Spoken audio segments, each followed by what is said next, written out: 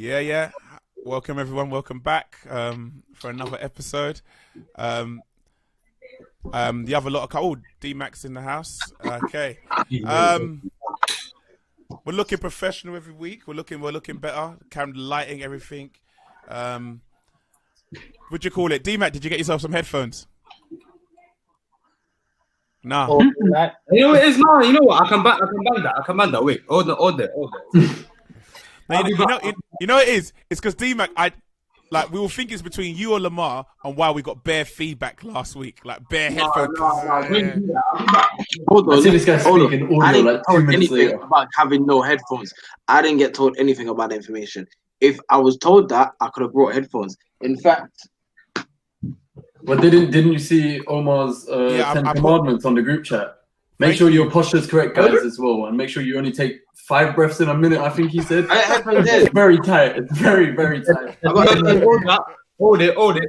I got AirPods, not even headphones, you know. AirPods. No, I like that. Don't worry. Juice. All in Juice. It's perfect. Anyways, I left my measuring tape. I don't know how many centimeters to be away from the camera. But hey, listen, it's good, guys. It creates a level of professionalism. Professional. Yeah. Okay, cool. Let's do the quick news, and then we'll go into the main thing today. So, this week, Manchester has been thrown into tier. Is it tier 3? I thought it's tier. I don't even know the tiers. I just go by like high, medium, or whatever, or lemon and herb. Yeah, they've been moving to tier 3. So they had a conversation in which where they discussed about the amount of money that the Prime Minister would give to support Manchester or Greater Manchester, and they decided they weren't going to budge on what the mayor was asking for, and yeah, they've been dragged into tier 3. So tier 3, in other words, means they're literally in a complete lockdown. That's mad. How do we all feel about that? Like, because is anyone thinking to themselves, "We're next"? The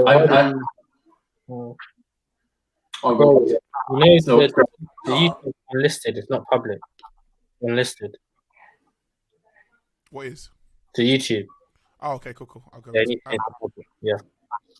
Oh. Yeah, go. So yeah, what would you say? Yeah. So I you know what? Me at this point, I feel like we've been a year into this thing, and I personally don't feel like we've even come out of a lockdown. Like, it still feels the same. Obviously, things were a bit more lax, but I think we've all seen firsthand how incompetent this government is. And I don't care what they tell me anymore. I'm so tired of their BS. Yeah. I'm actually tired. So I'm just gonna live my life, and I know these restrictions are gonna come here, there, and everywhere, and it's gonna fluctuate all the time. There's nothing that's gonna change that until there's either a cure or immunity or something. We're gonna be in this mess for a very long time. So I honestly think just go on with your life and don't do anything stupid. Go by common sense, and I don't think things will be too much different. I feel like this is gonna become a new norm. Like the mask wearing, the long queues, the less amount of people within a certain capacity of a room. I feel like this is gonna become a new norm. If I'm honest. Maybe I hope not, but I could see it. Yeah, I even made a joke last week. I was saying, imagine, for as long as we live, and every 6 months or so, there's going to be talks of me going to a lockdown.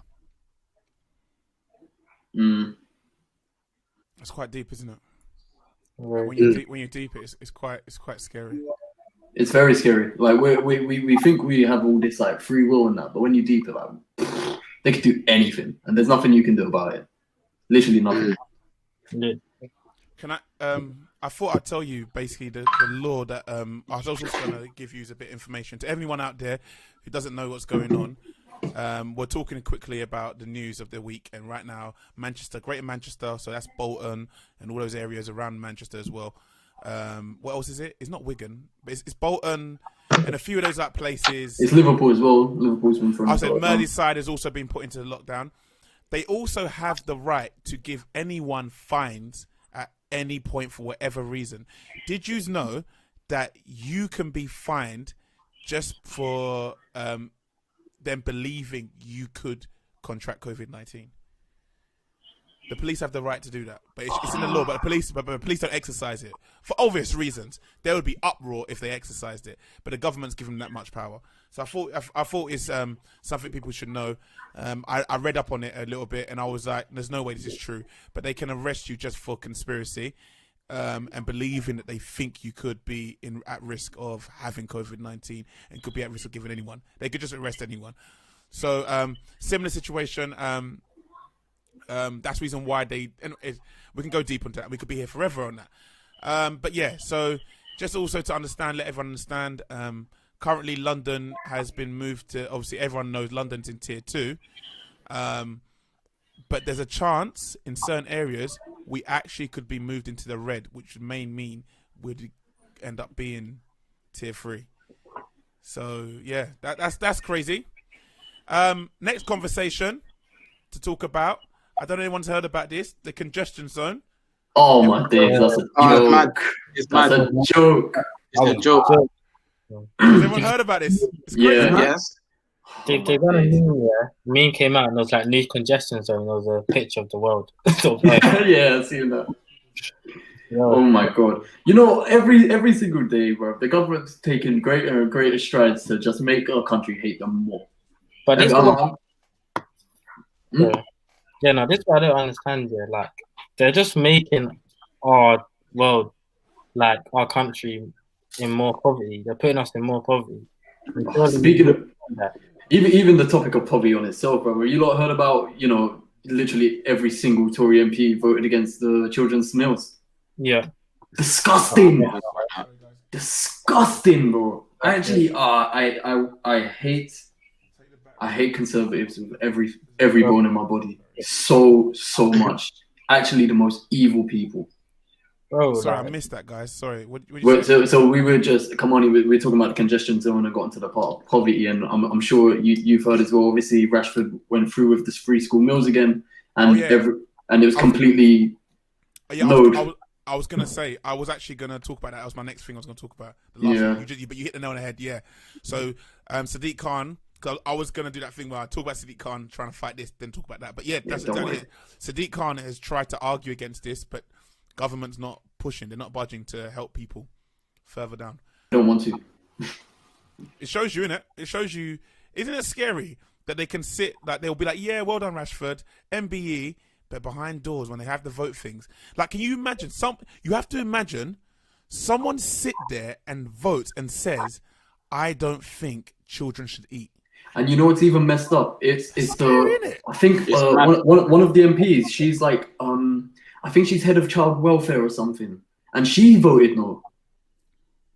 There was only 5 Tory MPs that said yes. 5 out of compared to 320 something. That's so backwards, man. It's so messed up, bro. And it was 100% conservative. No other party voted no. It was just purely conservative. But it's scary. It's speechless, isn't it? It's disgusting. Yeah, like they gave themselves the 3K a week easy, or a month or whatever. But when it comes to, you know, feeding children, can you imagine? Mad. Imagine we all sit here, we vote, and someone says to us, "You have to vote if 20 kids outside eat or not." And your budget, you have a budget of £300. This doesn't affect what you get paid, innit? You have a budget of £300. Now, normally we would say we save this for a rainy day, but those kids outside need to eat, and you vote no. like, that's It's twisted. What do they have to do? I don't understand. It literally doesn't make sense. And I could understand. I don't agree, but I could understand the argument for like maybe not feeding or providing meals for people who are in poverty or homelessness. That's a whole nother topic. But children, like kids, kids, what are they meant to do? Bust out a 9 to 5 to get a meal deal. Yeah, you know what's funny? A lot of kids are dropping out of school though because this whole COVID thing, their parents have lost jobs. So we're literally turning into America where people are actually dropping out of school to get jobs. Oh man, it's outrageous, bro. And it doesn't even shock me. That's the thing. Like, this is expected for me anyway. But don't you think that's the scariest thing? The fact that it doesn't shock us. Yeah, they've been desensitized to. Yeah, I agree with you, bro. Yeah, you're right.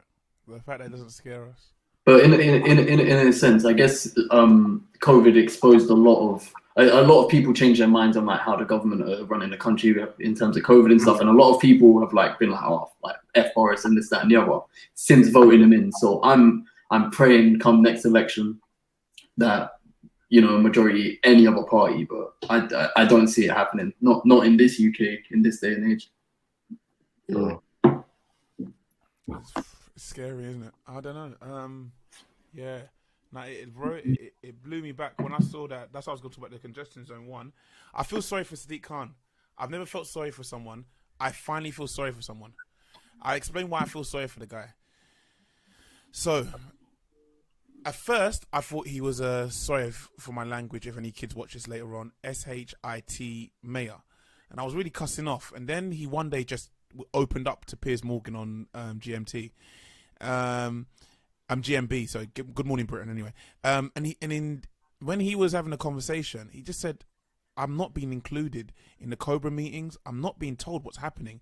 And you would have thought they would have spoke to me the same way they speak to all of the things like Greater Manchester, Merseyside and everyone else. You would have thought, being that we are the biggest population of all areas, you'd have thought he had a conversation, but he didn't include him. You've got travel, you got them also then making decisions against people eating or not. Then you got them also making a TfL then saying, hey, we're going to make a decision and we're going to say, regardless of what you feel, we're going to make the whole of London a big congestion zone. Now I looked into it.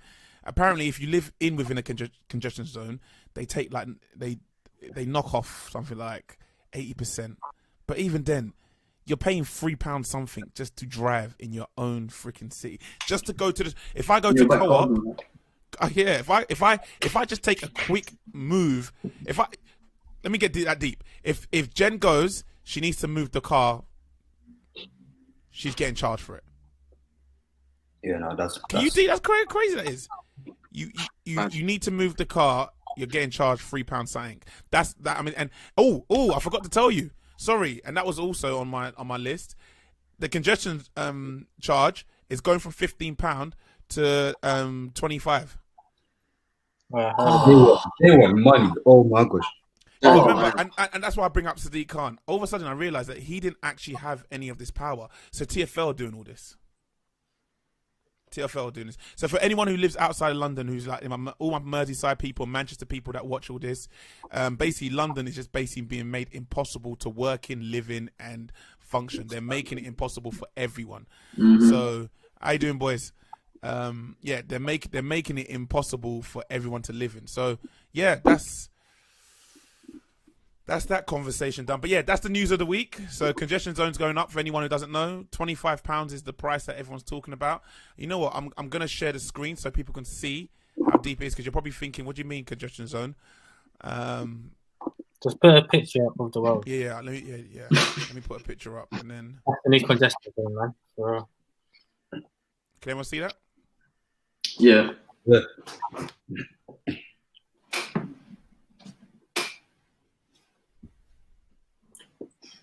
So I'm laughing because some of the poorest areas are in this zone. Some of the areas that struggle with a lot of issues that to do with poverty and criminal activities and children turning to crime, and they've been pushed into this zone. Places like Waltham Forest, Haringey, Hackney, Tower Hamlets, Southwark, Lambeth, Newham. Like these are even Kensington, Chelsea has even pushed it. Islington. These areas. Oh my God. Go on. Sorry, you was gonna say. Sorry. Yeah. I think it's obvious, but that's pretty much the whole point, isn't it? It's literally to drive out that whole low income, whatever you want to brand it, type of people out. It's the whole problem. I mean, we've been seeing it for like years and years now. Like it's just a harsh reality, and it's gonna slowly become literally impossible unless you're like, stupid rich. Yeah, I'm sorry. They're not even saying 25. I just went on the news from today. I'm seeing £27.50. Ouch. 50p, you know. It's trying to make the money back, bro, from all that they lost during lockdown. I don't even think I don't even think it's the moving everyone out, because they've been doing that for years anyway, and it's gonna happen. But like most people that are like struggling or in poverty, don't even have a car. You know what I'm saying? Yeah. So I think what affected them more was probably that the fact that they cut out free travel for like kids and like free school meals. But this is affecting everyone, even working class. Even if you've got money, this is still gonna affect you. Like I know people that's got money in healthy jobs that are on like a good wage, and they don't want to pay this because it's silly. It's just like, why am I getting charged to drive my own car in my own area, as if you don't pay to park your car on your road anyway, as if you don't pay for petrol anyway, as if you don't pay for road tax anyway, and the roads are still broken, and then you got to fix your car because they're not using the money to fix up the roads. Like their priorities is all messed up. Like it's disgusting. And that COVID has really showed us how, as we've been saying, like the UK, we're not innocent. Like these people, they really don't care. And they have the audacity to sit there and be like, yeah, we're doing this, like we've got all of this money. Who's it going for? It's not benefiting the people that actually need it. They're saying it's benefiting us and the people that need it, but it's not. Like they always have a hidden agenda. But anyway, yeah. Do you think like they're aware of what they're doing, or do you think they're oblivious? Are they aware? So, They're aware. You have to be aware. So let me explain how the politics works in here. So this is the reason why people like America and Russia run the way they run in comparison to the UK. UK is privately owned. So the problem is there's too many private sectors that run certain things. So it's the fact of it is the actual government can't control this. The government can step in and say this is out of order, or the mayor can step in and put petitions to say it's out of order. But because everything is privately owned, a lot of things are privately owned, things like this can happen, and can happen if they get enough business-owned companies that are privately part of invested in this to agree this, and they can show that there's money to be made out of this, they'll do it. Do you understand? So TFL don't need to. TFL just basically has to make the mayor and so on aware of what could happen. And these are things that happen regularly. So Parliament, yes, Parliament can come in and get involved and vote and go against it and all that stuff, and they can go that deep. But the reason why most times they won't is because it shows bad business. It's like NATO. The reason why NATO existed originally was because of to stop basically the Soviet Union invading different allies. Same thing with what's it called? Europe. Europe was created to stop fascism and far right being able to rise again after Hitler. So the same thing was happening in UK. But the problem is what happened is too many private sectors got involved. Hence why a lot of people hate the concept of academies, you know, like school academies and stuff like that. So the problem is the private sector, aka, or that is probably pretty much owned by different sectors, could be owned by the Russians, the Chinese, and so on, who pretty much have investments in the TFL, would have probably turned around and said to everyone, look, the only way you're going to make, because to be honest, I'll be honest with you, TFL was about to file for bankruptcy. They were literally, I think, a day away to file for bankruptcy. So TFL said, okay, cool, you know what? There's one way we're going to make our money back. Everyone who actually lives in London, what is seen as London, you put congestion zone. The biggest problem with that is you now catch everyone, because everyone knows, let's be honest, everyone knows how to dodge the congestion zone in central London. Everyone knows how to dodge it. You now physically can't dodge this one. You can't dodge it in any way possible. But what they're going to show, and the reason why I want to, anyone watching right now, young people, why does this affect you? You're probably thinking on the dance level, why does this affect you? This means when you try and bring people in, it's going to cost. This means when you want to try and do extra activities or do things that you would regularly do on a normal day, you're now going to find yourselves, people now thinking it's not money worth. It's also going to raise the price of everything. So for example, your average clothing, your Adidas jacket, your Nike jacket, the thing that you go and dance in, the prices are going to be raised because they're going to try and compensate for the fact that they're being charged coming into London. People already do it when they go into central London. But what people will do to try and combat that situation is they will buy in warehouses and buildings just outside of the congestion zone and just bring in the product in. Now they're stuck right in the middle with leases that maybe have about 10, 20 years. So they can't just say, okay, I'm going to opt out of the buildings I've using now or offices. They're going to now, just to subsidize that, is raise charges. So to anyone watching right now, the reason why politics is so important to the dance scene is because it eventually affects you. A great example is back in the day, £30 an hour was all good. Now £30 an hour, as many here can probably understand what I'm talking about, mainly like Kobe and Malika, I know because they teach sometimes outside, £30, sorry for my language, ain't shit no more because of the rise in different things like taxes and stuff like that. So it affects your money. So if anyone watching thinking, why does congestion charge matter to the dance scene? That's why. Sorry. Fam, travel, like, as I say, like, from the time that I left college, I was like, yeah, travel's peak, bro. Like, this is expensive. But since after COVID, when they put it up again, I was just like, why have I spent over £5 with 2 journeys? I've gone to one place and I've come back. I spent over £5. So if you're doing like, let's be real, like I know like Kobe can definitely relate. Omar, you can relate. Like when we're doing the back and forth to certain places, we've got to go there, then we have to go here, then over there, then here, and go to like 5 places in one day. Bro, you spent nearly £20 in a single day, fam. Even food. Sainsbury's. Can you imagine, bro? How many times we've gone Sainsbury's? I don't know if anyone knows. You go to Sainsbury's. Back in the day, you could survive with £3. £3 for a meal. You're good. Have you noticed that the meal deal's gone up? Has anyone not clocked? No, The little sandwich meal deals and everything's gone up. Do you get what I'm trying to say? Like it's a big thing. So for anyone who's watching, dance-wise, these things. Anyway, the last thing I'm going to finish off with, and we're going to get straight into TikTok. Someone just messaged and said if we're on TikTok yet.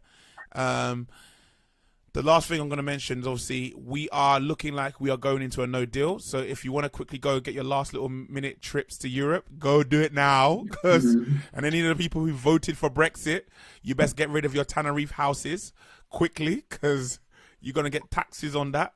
See the way they word it as well, an Australian type deal. Yeah, Australia type deal because we couldn't get the Canadian type. Oh my god! I mean, that's the dumbest thing ever because the difference with Canada, they're stuck with what you call it, America, and 2, Canada can't affect the markets that much of Europe because of how far they are. Do you know what I mean, from each other? So, but that's another conversation in itself, and on why Europe. I can understand why Europe is saying, "Yo, we can't give you that same deal because you're going to be one of our main competitors now if you are not part of us." Do you know what I mean? So yeah. Anyway, let's go into TikTok. So, the conversation today is about TikTok, and is TikTok becoming the new platform of the future? So, TikTok, is it becoming the new dance platform of the future? I will give you some stats, and I'll talk about why I feel I've seen a rise in people using TikTok, adults using TikTok, let's say, adult dancers. If we remember when YouTube came around, a lot of people turned their nose up to it, but the people who stood up and went, yeah, I'm going to use YouTube, have gone on to become millionaires and big celebrities and gone on to do bigger things. Like, is it K-Stat? The guy who does like vlogs every day. I think his name's called K-Stat. Is it K? Yeah. That's it. Yeah, him. Then you got KSI. But when everyone first watched it, it was like, YouTube is for stupid idiots. I ain't doing that. Now look at it.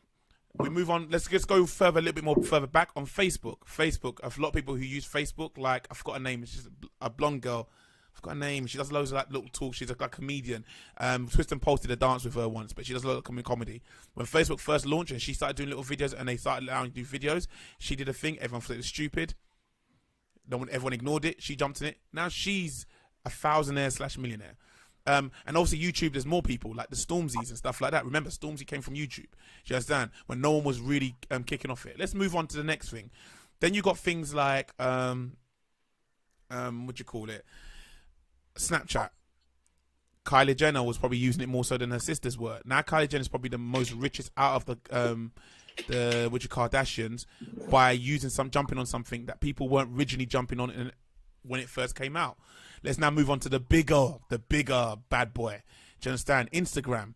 Instagram was overlooked by many people. People went onto it. The ones who stuck onto it are now become Instagram stars. So, I believe now we need to start asking this question. every single time something big has come along, a lot of times the dance scene has gone and turned their heads at it. A lot of people have turned their heads in it. I've noticed a big influx on people going, okay, I'm not going to make this mistake again.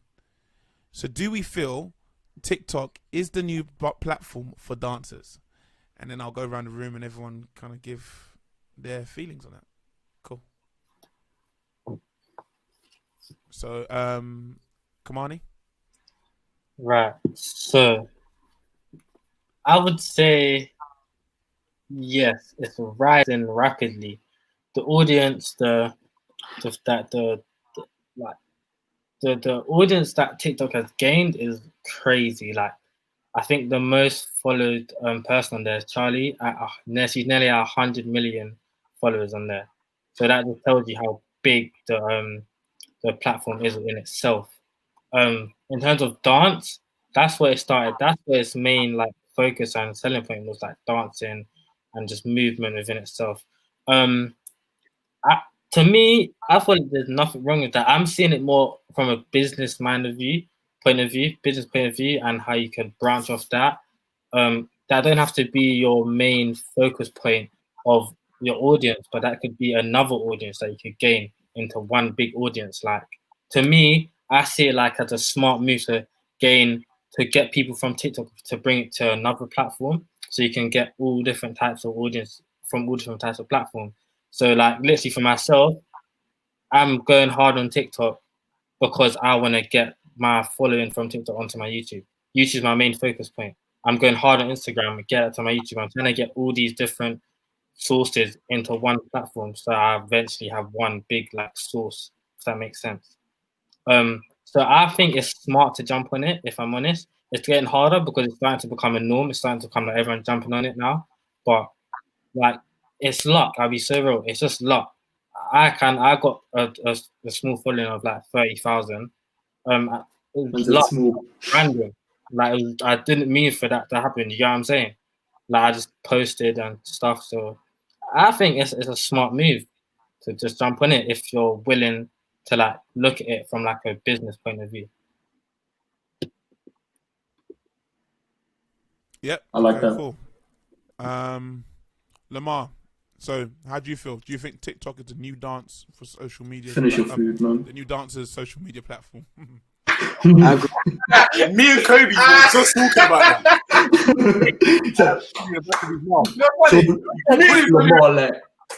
So it's soon called jump out. to decide to speak in it. You haven't even No, I feel like pop out the hole real quick. I knew it. Lamar, you look stressed. Lamar, you're very angry, bro. You're right. He's like that for men. Lamar's always angry. Why are you always in a dark room, fam? You need to brighten up your life, bro. Put a plant in there. I'm calm. Everyone thinks I'm upset. I'm not upset. I'm calm. I just have a very miserable face, but I'm calm. I'm calm. Anyways, TikTok. Yeah, I agree with what Kamani's saying.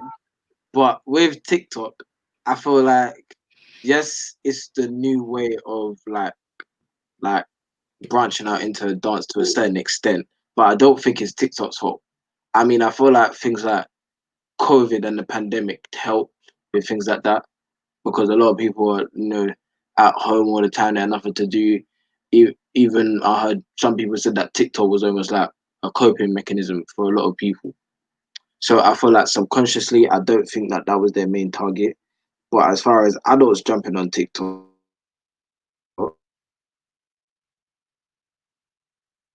Sorry, we've lost Lamar.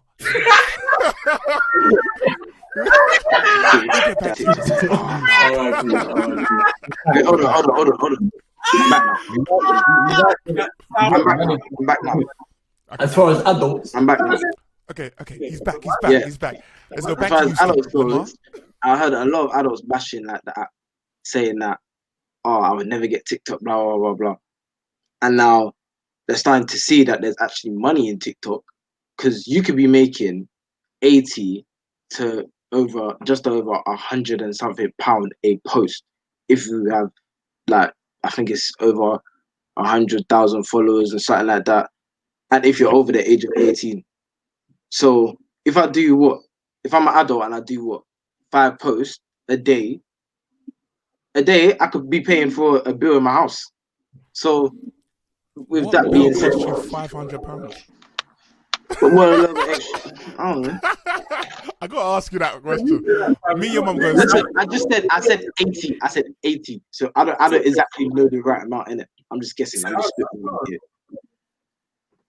I'm just spitballing here, innit? But yeah, I feel like that's the main reason why people have seen the money in it.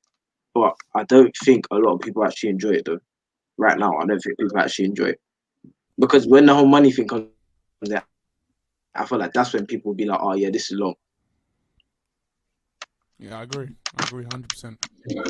Good point there. It's kind of like when the people are like Instagram famous and then they feel the pressure of like always having to post on Instagram because they got the following. They can't necessarily do exactly what they want.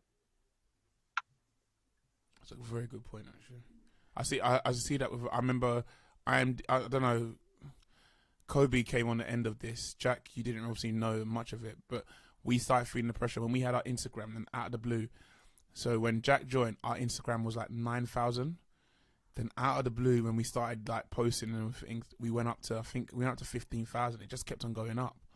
What, the same time I joined? Yeah, around you joined. We didn't have that. Okay. We didn't have that many followers. You'd have thought after Britain's Got Talent and everything, we would have got loads of followers, but that didn't happen. But it's just out of the blue, when we started posting more of our videos, it started going up. And I exactly what Lamar's saying, it started not being fun anymore.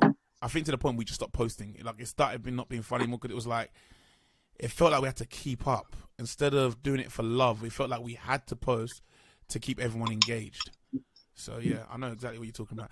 D-Mac, how do you feel? Do you feel TikTok has become the new social media platform for dancers? I feel like it hasn't become the new like social media like platform for dancers per se, but I feel like it's just another method in which you can use as a dancer or as like anyone really to enhance your platform and gain leverage. You know what I mean? I don't feel like to say that it's a new dancers like social media platform. I feel like that for now that would be a bit of a stretch. If we're looking at it technically in terms of like our scene, then I would say no. But in general, like Man said, it's very dance related.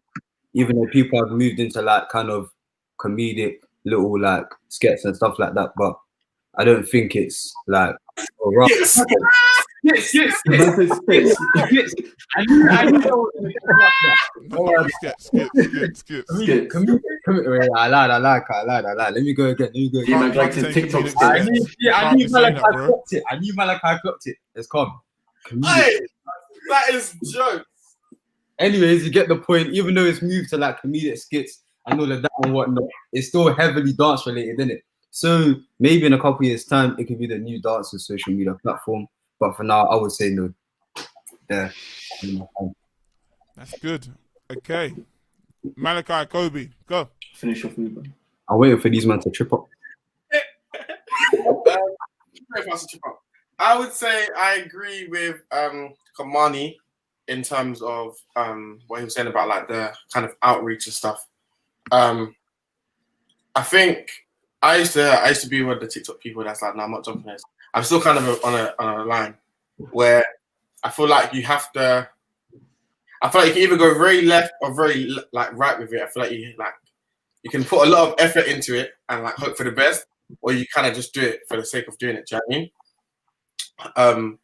But I think that comes with knowing how you want to use the platform. Again, like Kamani was saying, like if your aim and purpose is to gain a wider audience for another project or another source or another form of social media, then you know what you're doing and you know what your aim is. Whereas if you're kind of just doing it for a hobby-long, then it's for a hobby-long, isn't it, really? Has it become a new platform for dance? Yes, is the answer. I just have to agree with him. I just looked at me. Yeah, it is the answer. Let's be real, guys. It's just another thing to just push out content and our skills, our profession. Kind of is. As I don't know who said it. Bad publicity is always good publicity. Like, not saying if you kind of get the drift where I'm going with that. It's just another way of just pushing out what you're doing. You know what I'm saying? I mean, I've said to myself, I'm not a person to be on it like that because I don't see myself dedicating I know it's not long, but dedicating a couple minutes to like learn something and then post it and then be consistent with like for you to get somewhere within it, you always have to be consistent, like in anything what you in any walks of life, to be honest. But no, yeah, I do agree. I'm saying it's a good thing. It is a good thing at the end of the day because some people are getting the exposure that they should be getting. But then again, obviously there's gonna be a con to it. So the people that make up like these like silly little steps might get booked for a video that like they know nothing about, like dance wise. They might get asked to choreograph something that they're not really ready for. But yeah. So going back to what I was kind of saying, I think that's where he's leading to. Again, like knowing why you're on there, like are you on there to do the trends that are being set, or do you see yourself as a creator, if you know what I mean? I know we spoke about it because we want to get up the IMD TikTok up, but are we setting our own trends, or are we taking like familiar sounds or sounds that are like popping? You know what you just did there, bro? You just literally. Oh, that was my thing after Jack. I was gonna say, as we all say with what we're saying, do you end up becoming a slave to TikTok? But that's another conversation in itself. You can either be the trendsetter or do you become a slave to TikTok? But anyway, Jack, gone. How do you feel? Do you feel TikTok is the new social media platform for dancers? Yeah, you guys lightly touched on what I was thinking. I don't think it's the social media for dancers. I really don't. I think TikTok, yeah, obviously time will tell, but I personally don't see it having longevity, and I don't see Snapchat having the same longevity, and especially for dance. Like TikTok is obviously the social network right now. Like that's obvious when you look at the numbers in it. But if you're talking about it from a dance perspective, yeah, you can go on there and do the little trendy dances. But if we're being real, that's not dance. That is their party dances, the same as Dougie, the same as jerking, like this, and like moving your hips to impress 12-year-old girl. It's not dance. We all know that. Hold on, we'll come back to you, man. Don't you worry. I was gonna land up. I'm ready. I'm ready. Do a somersault when you land as well. So you know what the thing is, yeah, and this is why we have a big. Like, I wasn't finished, but go on. No, go on. Make your point. I'll carry on. But I was gonna say, this is what like the older generation, kind of like the older generation of dance, they seem to have a problem. Not everyone, but they seem to have a problem with the younger generation of dance because they're doing moves such as the Dougie, the Nene, the whip, all of that. But if you think about it realistically, Omar, you can back me up. All social grooves was made the same way these grooves are being made. So when we say this is not dance, it's actually dance. Because the whip, not all of them, but stuff like the Dougie that has a groove in it. The stuff, things like the Nene has a groove in it. All of these things have a groove in it. So to me, some of these are actually dance. But Jack, party dances, party dances, aka socialized dancing. That's what they were, yeah. And Jack, I 100%, I agree with you because I always say to myself, like, sometimes you can. Let's be real. It's not art.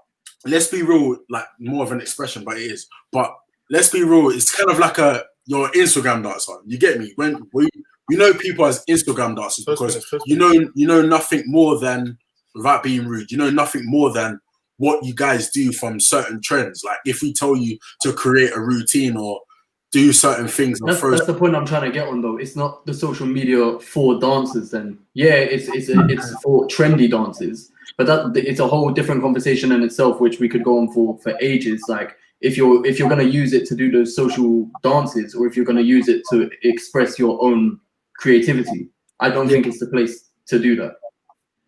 Yeah, I agree. I think like B Dash and that was on there. His stuff is cold. I'm on the fence at the moment because you know what? Because I've seen some people do some crazy stuff. But I think it's because it's not being put out there as much or it's not going viral. Do you know what I mean? Okay, so I mean, Jack, are you finished or? Yeah, go on. Oh, sorry, go on, Jack. Sorry. No, that was more or less it. I could ramble on this. I'll just be repeating myself. Okay, cool. So, what I was gonna say, I mean, you've kind of gone to another subject within it, and that's another conversation with it. But that's what I was gonna get to. Kobe brought up B Dash, and this is something I have a go. Me and Regan had a disagreement on this. Not disagreement. Kamani knows. I don't have I would tell her we can't be doing this. I remember India saying the same to me. We need to be jumping on these things. I remember. I feel like even Kobe, you said something to me before, isn't it? No, not you. Someone said something to me. Kobe's like, no. Kobe's like, I'm not a follower. I'm not a mother follower. Do you know what I mean? Because I knew where you was going with it. You don't jump into it for the sake of it. I would jump to the quay back. Yeah. No, yeah, that's what I'm saying. Like, sent me the B dash stuff and was like, I want to create stuff like this. Yeah, this is what I said. Like, I think Kamani obviously definitely knows because we've had the meetings and everything. Kamani knows about these things. I believe. Okay, so I believe there's 4 people in this world. It's gonna sound radical what I say that the last one, but I'll change it for more modernized ways. There are 4 type of people in this world, and it's similar to Kobe. You know, I'm going to talk about because you sent me a message about this. There are the dictated, there are the farmers, there are the generals, and there are the dictators. Now, when I use the word dictator, basically, in other words, I mean the leader, the kings and queens, the ones who run things. There are the generals who run things for the kings and queens. Do you understand? To keep that moving. There are the farmers who are hardworking people who want to get to that level of general and leaders, should we say, kings and queens. And then they are the ones who just follow. They have no intentions of becoming the leaders. They have no intentions of trying to be. They just want to go, vroom, vroom, vroom, cat. They want to go, my friend. So the friend comes in, comes out. My did. You know what I mean? They want to follow whatever's happening now. They are the dictated. They just follow whatever happens. And then you got the people who set the trend and go, nah, I ain't a follower. I'm going to set it. So do you think if dancers do make this a platform, they are encouraged or they have a responsibility to make sure they're not a slave to TikTok and they're actually the leaders of TikTok? I'll leave it to you to speak about it, think about it. Go on. It depends who those leaders are.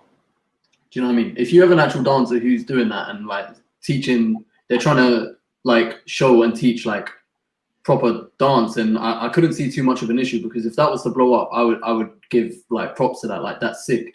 But if it's like you said, if you become a slave and you're just thinking of the next trendy move, because the reason it's all blown up is because these moves are so simple and easy and catchy. Otherwise, it wouldn't have blown up the way it has, and every single person can do it. So, like, just going back on the point, I don't think that's why it can blow up on there, because it's not that easy. You can't fit so much knowledge into like a minute clip that someone can be like, nah, that's too hard, and swipe onto the next video. Do you know what I mean? So I think it depends who is leading. Originally, I was like on the side of, I don't think like copying of trends and stuff is that deep in it. And I thought about it and I was thinking like, at some point there's gonna be no trends. At some point you're gonna come to a halt where you're gonna have to think, where do I go from here? Like, there's not that the trends are not promised in it. There's no longevity in them. Like, you can go months without there being no trends and you're just sitting there doing what? Unless you're willing to step up and create your own content, be innovative and do it yourself. You get me? So that's what I'm on right now. Like, these trends, yeah, they're right for now, present time. Future time, you don't know if there's just going to be trends out there. See what I'm saying? So now I'm on the wave of, I'm saying, like, be innovative, do your own stuff, like create your own audience for you. And that's something I was trying to do as well. Like, not even to ramble on, but for my YouTube, I was thinking, yeah, I'm bringing on all these people, but I want an audience for me. I can collab with someone that's at a higher level than me and get their audience, but they're not there for me. They're there for that person. So these people are not here for you and your content. They're here for you and the trends. You get what I'm saying? They should be here for you and your content, for you, your character. Do you get what I'm saying? So the trends, there's no longevity in it. That's how I see it anyway. They could just go like that and then you'll be stuck, lost. So do you think so you know what you said there? This is okay, so everyone, Jack, Kobe, come on, you've all heard me, everyone say this. I have this thing, we know when we're creating things, like when we're working on, like we were doing jump off, and I always say if we're gonna do something that someone's done before, we either got to match it or better it. Do you understand? Yeah, we can't be like, if it looks like we're just doing a copy of it, we can't do it. How many times we've done moves where we've seen sick moves and then we finally did it, but we never used it again. We never used it, but it's the fact that we knew we could do it now, I mean, what was the one we did when we came was back the from coat. 2017? Like It the was the coats, jackets. the jackets, the hat. When we chucked it and Xavi caught it with his foot, like we knew we could do it, but we was like, we can't use it because unless we can match it to a point where everyone goes, that's sicker, we can match it and better it. It's what's the point of copying it? Now I do understand. So this is where I'm gonna kind of now be devil's advocate. You can create, and no one's watching your content. Do you feel like maybe you have to then do what is popping just to be seen? I'll leave that in the air for everyone to talk, like say what they think. You know what? Yeah, I think it depends. I think it depends what you are and what your aim is. I feel like everyone knows in this life, you always have to take a sacrifice. Sometimes you got to do it. Let's be real. Sometimes you need it to give you that extra boost or that extra step. Then you be like, okay, I've got what I needed. So you take yourself out and then you go on your road. It's like obviously building up your own fan base and then doing your own thing. So your real fans will follow you wherever you go. Let's be real now. And then the fake ones will just leave in it. But I feel like it can be very strategic. But then like someone would argue and be like, are you being true to yourself and your craft if you do that? But then again, as Kamani's saying it, if you're looking at it as a business point of view, it's correct. So sometimes, like as we know as dancers, sometimes it could be, am I being true to my craft or am I going to pay my next bill? Which one is it? It's literally like, because let's be real, I thought, not all of us, but I feel like all of us on this screen, we really want to be true to our craft. But then, like COVID, hey, I need to pay my next bill. I need to pay my next bill because them man they're still gonna be sending me my letter at the end of the month. Yeah, like so. Sometimes you're gonna need to do what you need to do at the end of the day. As everyone says, you need to make ends meet. But yeah, and I think what you said is true. Kobe knows what I did. Kobe knows about the TikTok thing with me. I got offered 500 quid to do a TikTok. I couldn't do it. So you swear? I couldn't bring my book to do it.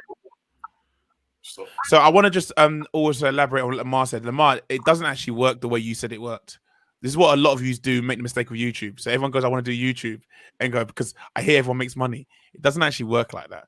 But where TikTok has improved, where all the so there's micro and macro platforms. Macro platforms are things like Google, YouTube, Facebook, the big platforms that big companies use. Micro platforms are like app-based, which is Instagram, Twitter, TikTok, Snapchat, and stuff like that.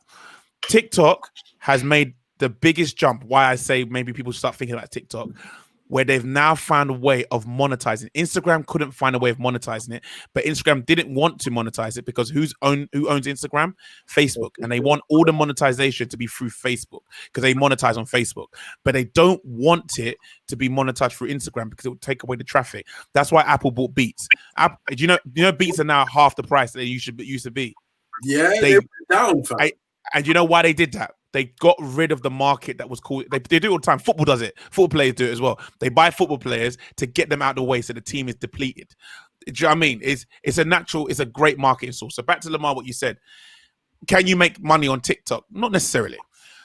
But there is a monetization area where you can monetize, where Instagram and all of them failed horribly. And that's the reason why Vine went down. Vine was the biggest, bigger than all of them.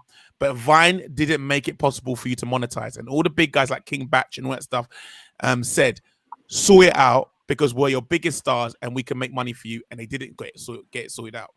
So you can't actually make £100 a day per video, but you can be sponsored. That's the difference. You can get sponsors. So if you're getting that's why engagement is a big thing. They don't even care about how many followers you got. If you're getting the biggest engagement and the biggest amount of watchers, that's what they care about. And if your watch time is high, that's what because to them, they're willing to pay you 20 grand because they believe that 20 grand is an investment for them getting a possible 60 grand in return from the people who come and buy. Can I just say something? To a normal person, 20 grand will sound like, whoa, that's crazy. Like, bro, that should be minimum. You get what I'm saying? Yeah, that's minimum. Yeah. Because you got to remember, for example, we all know that our friends currently, like who did Paco Rabanne and all that stuff. So a lot of the TikTok influencers all got to do Paco Rabanne job recently. Every single one of them all got to do it, quite a lot of them. But what no one realizes is Paco Rabanne is a multi-million-pound company. So to them, that's the reason why multi-million-pound companies become social media. They found that the millions they were spending on adverts on TV, they can spend less via people like ourselves. And they have a bigger following and a bigger social. So Lamar, that's where the money comes from, actually. But what they do allow you to do to make you give you the incentive to keep going is to say, but if you keep dropping videos, you can make 10p if you get 100,000 views. This is what YouTube does. And it's very hard to make that money, to make good money off it. So what you're looking for is sponsor deals. That's how it actually works. A great example is Jason Derulo. Jason Derulo was, I heard something ridiculous. I don't know how true this is. 75 grand a post or something, or something like, or 7,500, something like that, a post he was paid. But it worked because during lockdown, seeing Jason Derulo's posting all the time increased everyone else to post. He released his music via that area, and that's what made everyone go to buy his album. So he made it across. That's how you make it. So TikTok, I believe, going forward, TikTok, you can make yourself two things. You can become a slave to TikTok or a pioneer to TikTok. But back to what Kobe and Mally said, or I think it was Kobe said, about if you're going to go in, you either need to go in or leave it. Do you know what I mean? Or just go in. I mean, sorry, let me rephrase that. You either need to go in if you want to make that a living. If you're not and you're just doing it to watch, it's a great place to watch. Because I've heard apparently it's addictive. You just keep binge watching. Do you know what I mean? So if you're just going there to watch with no initiative for any dance reasons, TikTok is an amazing place. TikTok is apparently worse than Instagram. Do you know what I mean? You literally just binge watch. That's all great.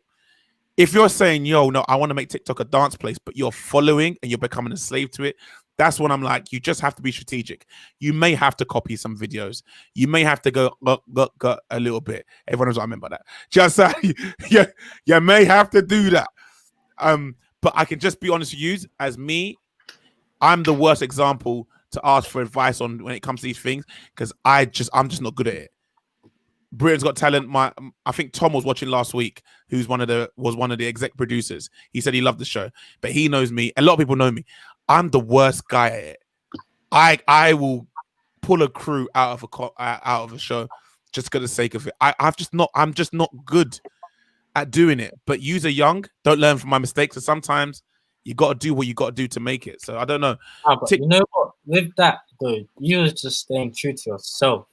But then on the flip side, there's nothing wrong. There isn't. I'm being true to myself. Don't pay for the rent.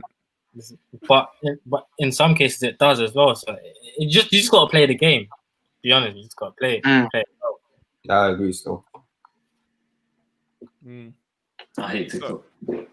I hate TikTok. I despise it. I've stuck to what I said. I said I would never get it. People said during TikTok I'll download it. Never downloaded it. If you go on Amazon, you can get an Ethernet cable for £5. And if you pay £5,000, no, Lamar, we're actually being serious. Your internet would this problem you have with your internet would actually end. It will actually. You know what, Lamar, I'm gonna get you your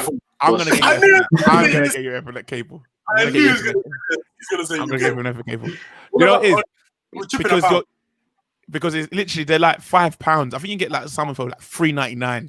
Yeah. Oh, and if you get I don't know how far your internet box is from your next question. He was looking related and like it's long, fam. He's burning. Why is it so mad? All right. Okay. So I think we all agree TikTok is just based on you, on what you want to use. I think majority of us here hate it. What do you think about the adults all of a sudden jumping? Do you think they're a bunch of hypocrites? They just relax. They never relax. I don't know. I find it. I don't know. It was the same thing when Instagram was popping off, and you see every adult and parent on Facebook like cuss it out, and then you see new to Instagram this person and that person. You're like, you waste, man. Like, I just think sometimes, like at a certain age, let things be. Some things are for the kids. But then again, you get some people on there who make really good like content. Like you get some old, say old, like, but you get some older audiences on there who make like really good content. So I think it depends like what you're doing in it. Because the first thing you do when you go on TikTok, you see like topless like teenagers doing a madness. Second you get on there. Jack, where do you think the cap ages should be? Like, where do you think it should be capped off? If you were to say that it's accepted. I definitely think. I know it's an opinion. It's an opinion. I don't want to upset people. Just do it. It's an opinion. I'm gonna go. Yeah, I think if you're over 50, maybe relax. Over what? Over 50. I think that's it, though, bro. Just think about it. Innit? Just give it a thought. Innit? I'm not saying don't do it. I'm just saying just weigh up the pros and cons. It's like sorry, like that Asian guy that does. Man, you know the one that any rap tune that drops, he does it in his car. In the car. Oh yeah, it was funny twice. No, bro, he's funny. Yeah, but he's like in his 40s, isn't he? I don't know. You never know. Yeah, that's what I'm saying. Cap, so he's alive. Yeah, he's in the 40s. He's kind of cool. I know what you're talking. You're talking about those guys who look. Okay, I don't think it's not the guys. I'll say it's those old women. I'm gonna say it out there. Let's put it out there. It's those grown women who just look like. I'm probably gonna get myself. I'm gonna stop now. I'm gonna stop. We all know, innit? We all know what's all bad. You're just gonna wake up to bad comments, fam. Yeah, I probably shouldn't have said that. I should. It is what it is. It's whatever.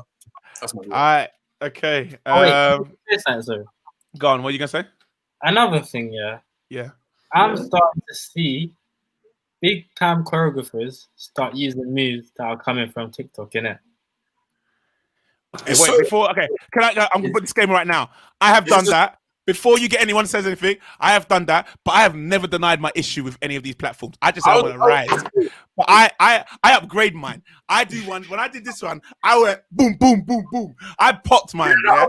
I have to back it now because we went from this originally. Then he's like, no, it's too big. Yeah. Thank you. I always upgrade mine, even with these. Look, man, I did this. I did it in a set, and I went here, and I went cap. I upgraded. I can't do it. Even Nene, I do that. I'll go here, and I'll be like, and I'll just do nobody. Come on, I don't see it. I feel like choreographers do, but the only reason why I would have a problem with that, if that was me, is if the choreographer drags them. Like if they're always complaining about like, oh yeah, the younger generation this and the younger generation that, and they're putting the moves, then you should hit the comments and just be like, bro, I thought he was complaining about this, but yeah. I don't have a problem with them integrating it. I don't think that's a problem. Yeah, it's not a problem. It's not really a problem. Everyone always complains about first jump on it. So. I think it comes in like two situations. Like I know,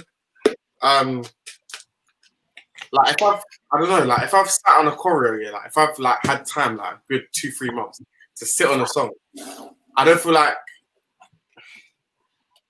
I don't know, it's gonna sound weird. Okay, from my personal opinion, so I did that. Yeah, civilian.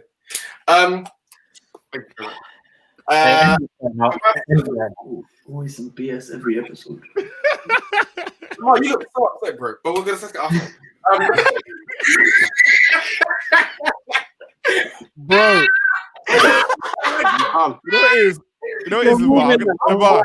You look like you're gonna kill someone, bro. You look like you're gonna kill someone, bro. So pissed off all the time. Even laugh. You know what it is? His lighting actually looks sick. The whole thing looks sick. Like he's putting himself in a dark room, chair. It's like he looks like he's Batman. Like he's gonna kill people. Like I'm gonna shoot everyone. I know the lamp is so bright in his face, bro. He's probably got a headache. can't remember what I was saying. But yeah, something what I was saying. You said opinion and then just air. You sit on the choreo for like 2 or 3 months. Oh yeah. Sorry, I was going back to TikTok moves. Like, I feel like if you're in a rush, and sometimes like you need to throw some choreo together, then why not? Bro, you exposed the whole fucking program for every choreographer. You exposed the whole program for every choreographer. Like, for example, like I'm teaching a class tomorrow. If you're around here, feel free to come to a few. But like I'm teaching because I know the audience of the class. I'm gonna kind of cater to that audience. If I come and teach them like I don't know some edit song, they're not really gonna mess with that. So to keep them engaged, the choreo isn't a TikTok dance, but I'll use a song. Do you know what I mean? You know, for me, actually, I was gonna touch on it. Depends what it is and who it is. Like because you know, but I never did first. Hold on, because you know what is as a choreographer, you're gonna push what you do, so your movement. So if you're getting hired, you as a brand. So for instance, if Omar gets hired and someone asks him to come down, he's gonna do him and what he does with IMD. If Ken gets hired, he's gonna do him and what he does with Wear Blue.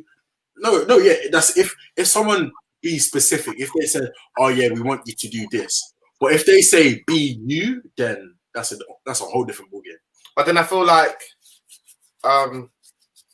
using Omar as an example, like the way he would teach a class isn't how he would always teach us for our sets. Do you know what I mean? But this is what I'm saying. Like as you said, it is about knowing your audience. Yeah. But then it's also depends how you look at it. If you're gonna look at it from an educational point of view, or you just looking at it for enjoyment and movement sake.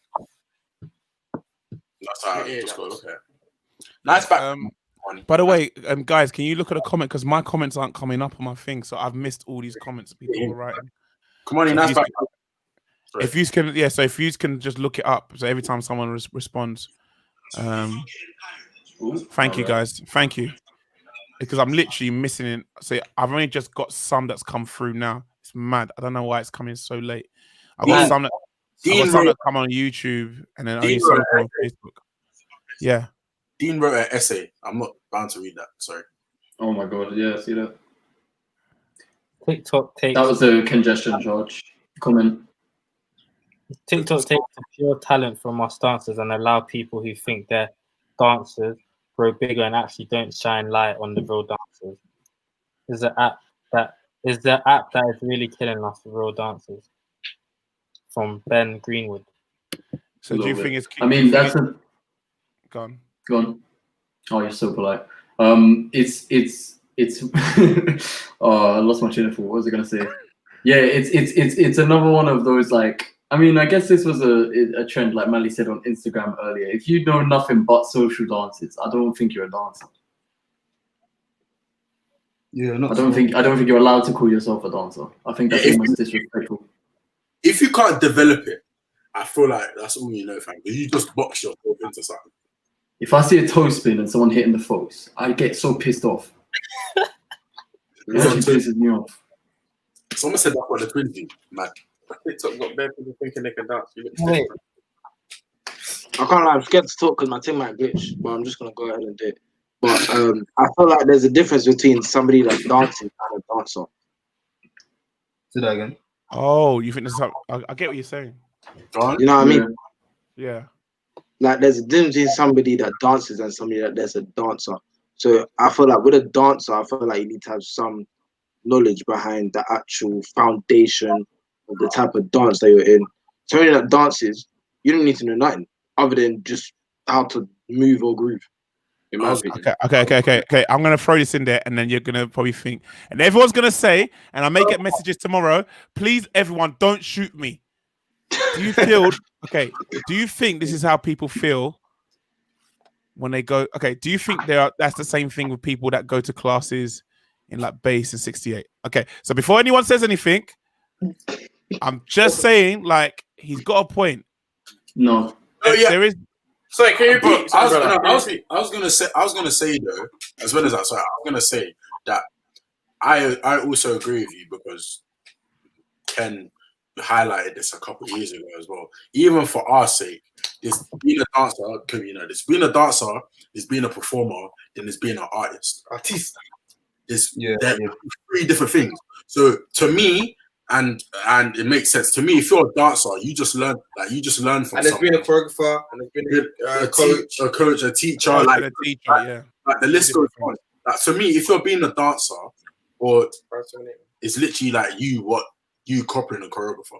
If you're being a performer, you're actually giving it like your personality and intention behind the movement. Then if you're being an artist, then you're developing and you're thinking the deeper meaning behind the movement and why this is happening. You're putting yourself into that realm and you're tapping into your creativity. We're too precious for this. Yeah, as Ken said, we're too precious. Anyway, let's not get into that.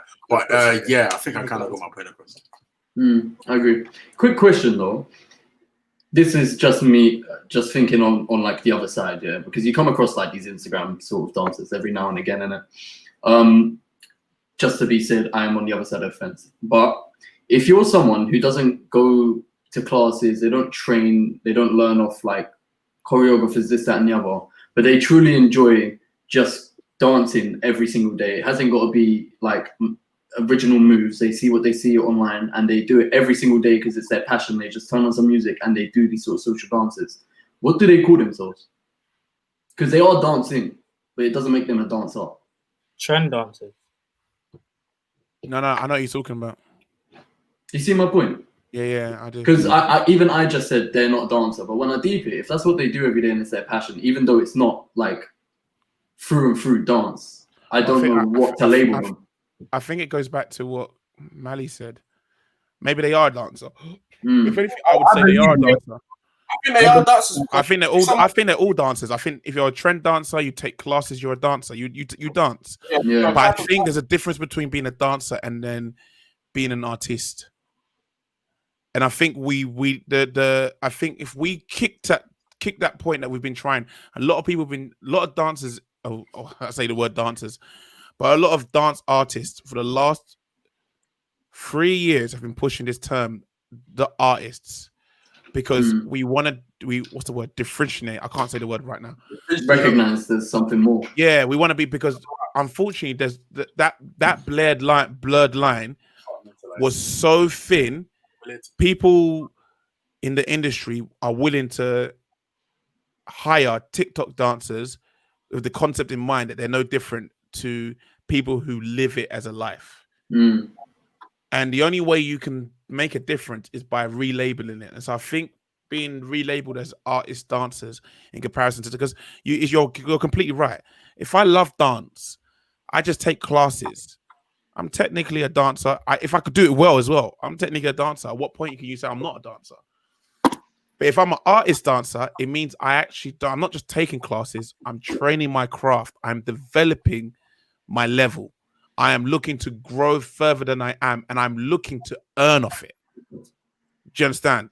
While as a dancer can be just, you can anyway. Now I've changed. Just since having this conversation, it's actually changed my view. Because how can I turn around and say those trend dancers aren't dancers? They're dancers. If you're going on the street and you're going to hit the folks, okay, yeah, it may not be my version of what I look at the value of dance, but you're a dancer. You're dancing. You're enjoying yourself. You're having fun. You're doing your shit. You're a dancer. I think the good way to relate is to do with singers. Like we look at, I don't know, someone karaoke singers.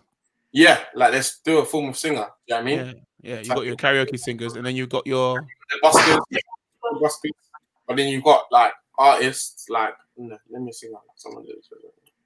Mariah Carey. Yeah,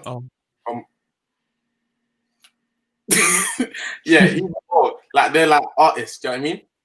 But buskers are artists, 100%. What do you mean? Yeah, they sell albums. They have albums. Bro, fam. Yeah, buskers have albums. Some serious buskers out there, bro. I've bought some. I've live streamed some albums before. Oh, I feel like you've posted one before as well. Like Jade does it as well sometimes. She'll come across someone and she'll put them on Snap. Yeah, I do on my. I sometimes post it on my thingy, on my SoundCloud. Fam, that's what I'm saying. There's talented people out there, but you gotta think of it. But you know what you just said, Mally? They're artists. That's the point. there's artists and there's people who are singers. They're not looking to gone. No, like I feel like this all comes down to social media, because it's on like mainstream social media. It's all these non. It's not you're not seeing forefront dance artists, are you? That's not you're not realistically. That's like, if you weigh it up, you're seeing more of the just dancers rather than dance artists. That's just all in your face. These dancers, these normal dancers. You know what I'm saying? So like, And that's why the dance artists are getting angry. yeah, and then like people, the dancers are getting contacted for jobs or whatever, and then you're like, oh, well, hold on a minute, but they're using that platform to what's the word to gain that leverage. Like, Yeah, you gotta go with the time, like, if that makes sense. Go on, Cribs. I think relating to like the industry people, it's just hit me now actually. I don't feel like they're hiring these TikTok dancers because I don't feel like they're hiring them because they feel like, oh, they can do this. I think it's to do with because I'm budget money, innit? it's budget and money as well. But remember we was talking about the other day, like worth. Not many, like for example, artists now are dancing. Like they're not trying to do Michael Jackson bad choreo. Do you know what I mean? So artists themselves, if they're not gonna go full out, why am I gonna go get a full out person when the artists, if they are dancing, they're just gonna do a little. Do you know but I mean? Also with that though, that's all that they might know. They don't know about these other dance artists. That's all what's to their eye. That's all what they're seeing. Do you get what I'm saying? True. So I'm seeing, I don't know, if I'm seeing Jack on TikTok going off, but then you got Omar going off somewhere else, but TikTok's blowing up, social media, I don't know about Omar. He's Omar. I don't know. Omar's on MySpace. It's what you're exposed to. As you said, I don't think it's totally down to social media, but then it, as you just mentioned there, is what you're actually exposed to and what you're looking for.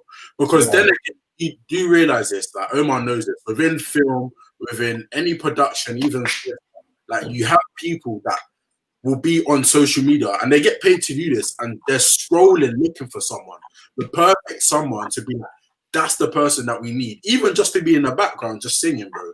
Like there's people that actually do that. So then as I said, there's a bit of both. I'm kind of on, I'm not in the fence, but I'm directly in the middle.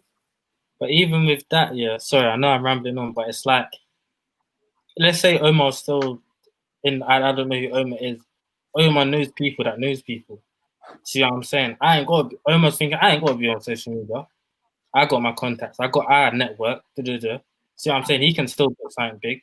Just because it's not from social media, it doesn't mean that it's not as achievable. Like, it's very different. Like, it's whatever realm you want to go down, if that makes sense. So do you think that's why now you're finding people realizing that that's what's happening? Because that's what happens. Casting directors, this is the reason why I'm so desperately, we need to professionalize our craft, because actors have a place. Musicians have a place. Dancers, we have freaking social media. That's the only place where people search for us. If you want to find a new actor, you're on a platform and then they'll look for those actors and they'll try and source out actors. They won't go, let me look at social media and see who's popping off in acting right now. Do you know what I mean? Do you know what I mean? Like, don't get me wrong, every now and again you find, but they call it a diamond in the rough, singers. But those singers that go hard on the YouTubes and hard on the Instagrams and they're going ham and they're doing their thing on those platforms. They're not just they didn't throw just a dance up and then they got a phone call. But at the same time, I think I 100% agree with you. And this is where it comes down to where you have to make your decision as a person individually. If you do want that lifestyle, you're gonna maybe have to make a sacrifice and get in on it.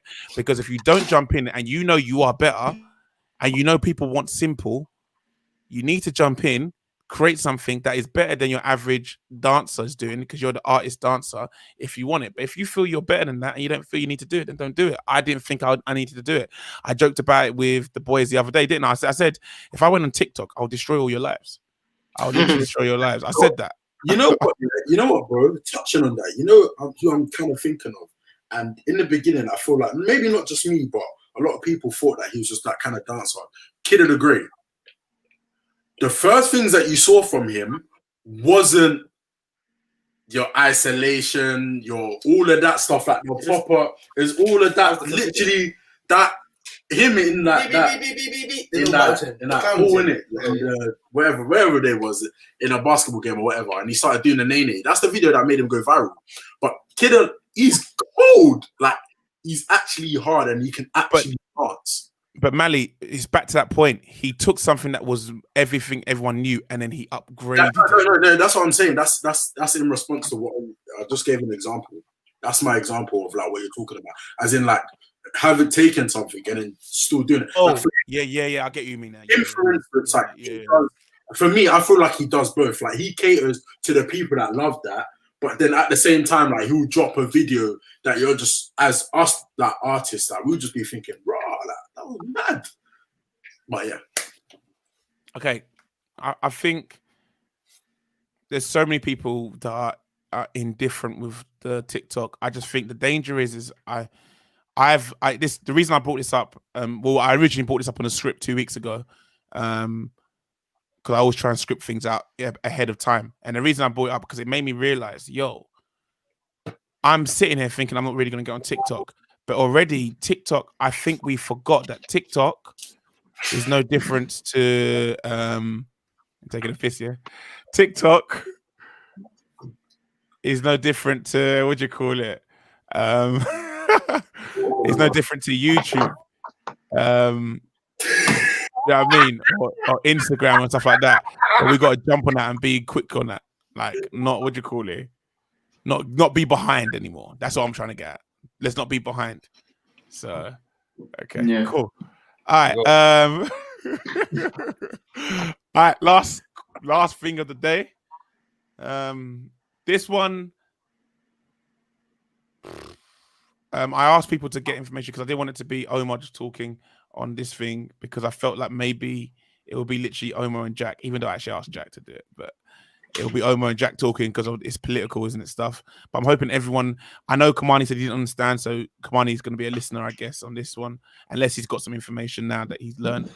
But before we go into it, let's throw it out there, guys, and then someone answer, other than Jack, other than Kobe, if Kobe did look things up. Kobe didn't. Okay, what do you think NSARS means? Okay, and obviously, Jack, I know you know what it means, so you don't answer. Everyone else. Bro, I'll be so real. I'll be so transparent. Yeah, I do not know what it means, innit? I just saw it circulating on like social media. I kind of looked into it, and I reposted it and stuff, but I had no background knowledge or nothing. I didn't, and that's why I asked in the group chat like for some knowledge because I was so so unknowledge. I didn't understand what it was. When don't laugh at me. I don't understand. We're not for Omar. This is Omar. Big scoop. He's trying to not be noticed, but it's just coming in the camera at the bottom of the screen. Sorry. Yeah, no, yeah, I don't know what it means in it, so that's something.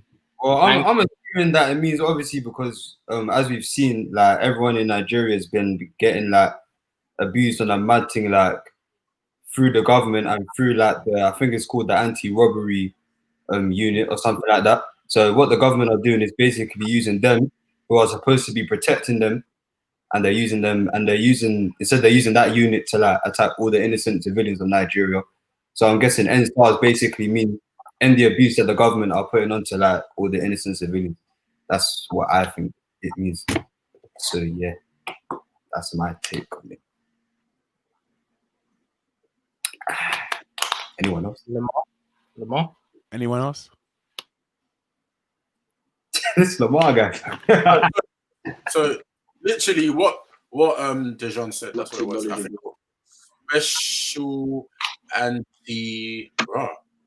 Special anti-robbery squad. Yeah, robbery. There we go, special anti-robbery squad. And basically, like, they've just been given the power to kind of do whatever they want. Like, no matter how small of a crime or how big it is, like, they've been given like the go-ahead for them to just use it to their full advantage. And that's what they've been doing. I think it's due to what's been going on with the pandemic as well. I haven't looked into it too tough. I'll be real, and I should do, and I'm going to. But yeah, I think I know like the basis of it. But Jack is going to shed light on that. I don't know why I'm Kobe, designated Kobe. news correspondent. Who? Why don't you? Kobe, Free ball, fam. Kobe. Hello. What do you think NSARS means? I'm listening. But just before, was it? I went teaching today. I'm plugging myself 24/7. Just before I was on my way to teaching, I was looking at kind of stuff I reposted. Not that I hadn't watched it, but just like to kind of almost not make assumptions, but kind of see like why, but from my own kind of knowledge, if that kind of makes sense. So I posted like I saw a video of some a man who was on the floor. I think he'd been like shot or something, and he was just like pleading to like talk to his dad, I think, or something. I'm not sure who was recording it, but they were just saying like talk to God or something like that. But I'm not sure if that was coming from like an aggressive police point of view or government point of view, or from like a bystander or anything. But yeah, like Malak said, I kind of haven't. Does that make sense? No, you said my name wrong, but I know you're going. Like Malachi said, I haven't really like looked into it in terms of the actual SARS itself or the hashtag or whatever. No, I think I know. I've just kind of seen what's been going around. I think they've been in since like 1992, if I'm correct. Like SARS was created, if I am correct. So it's been a while, but I think like the uproar has just been the past couple of months. I think since the pandemic, if I'm correct. As I said, I haven't looked into it properly, but NSARS is literally just to get rid of that whole squad, that unit, that SARS unit. Obviously, abbreviation for special anti-robbery squad. Yeah. Yeah. To get rid of that, to just eradicate that whole thing. So we're protesting worldwide. But yeah. Jack, so I asked Jack to look into it, obviously get some information, what he knows about it. So it's for anyone who's young out there who does watch this show, and for anyone out there who's probably been a bit afraid to ask, when really, I mean, the research out there, but I guess there's so much fake news, you don't know what's right and what's wrong. So go on, Jack. Yeah, in terms of getting information, honestly, like I don't think there's a better news source than Twitter, because I guess there you're interacting and engaging with real life people who are really there. And you see, even just by clicking on the hashtag, you see real life evidence and people firsthand with that information. So just a quick throw it out there. But yeah, just for anyone that doesn't know, Mali and everyone else pretty much already touched on it. SARS is a special anti-robbery squad that was like Mali said, it was 1992. And yeah, it's beyond politics at this point. They're more or less going around like just violating all sorts of human rights, going out raping, murdering, robbing, pillaging. And this has obviously only come to light to us recently in like the past couple months or so. But when I was just like looking about and stuff, apparently like the first I think it was the first hashtag of NSARS dated back to 2017, and this was formed in 1992. So we obviously have no idea how long it's been exploited. But if anything, the protests have completely like erupted, where the protests were obviously like marches and this, that, and the other, very peaceful protests.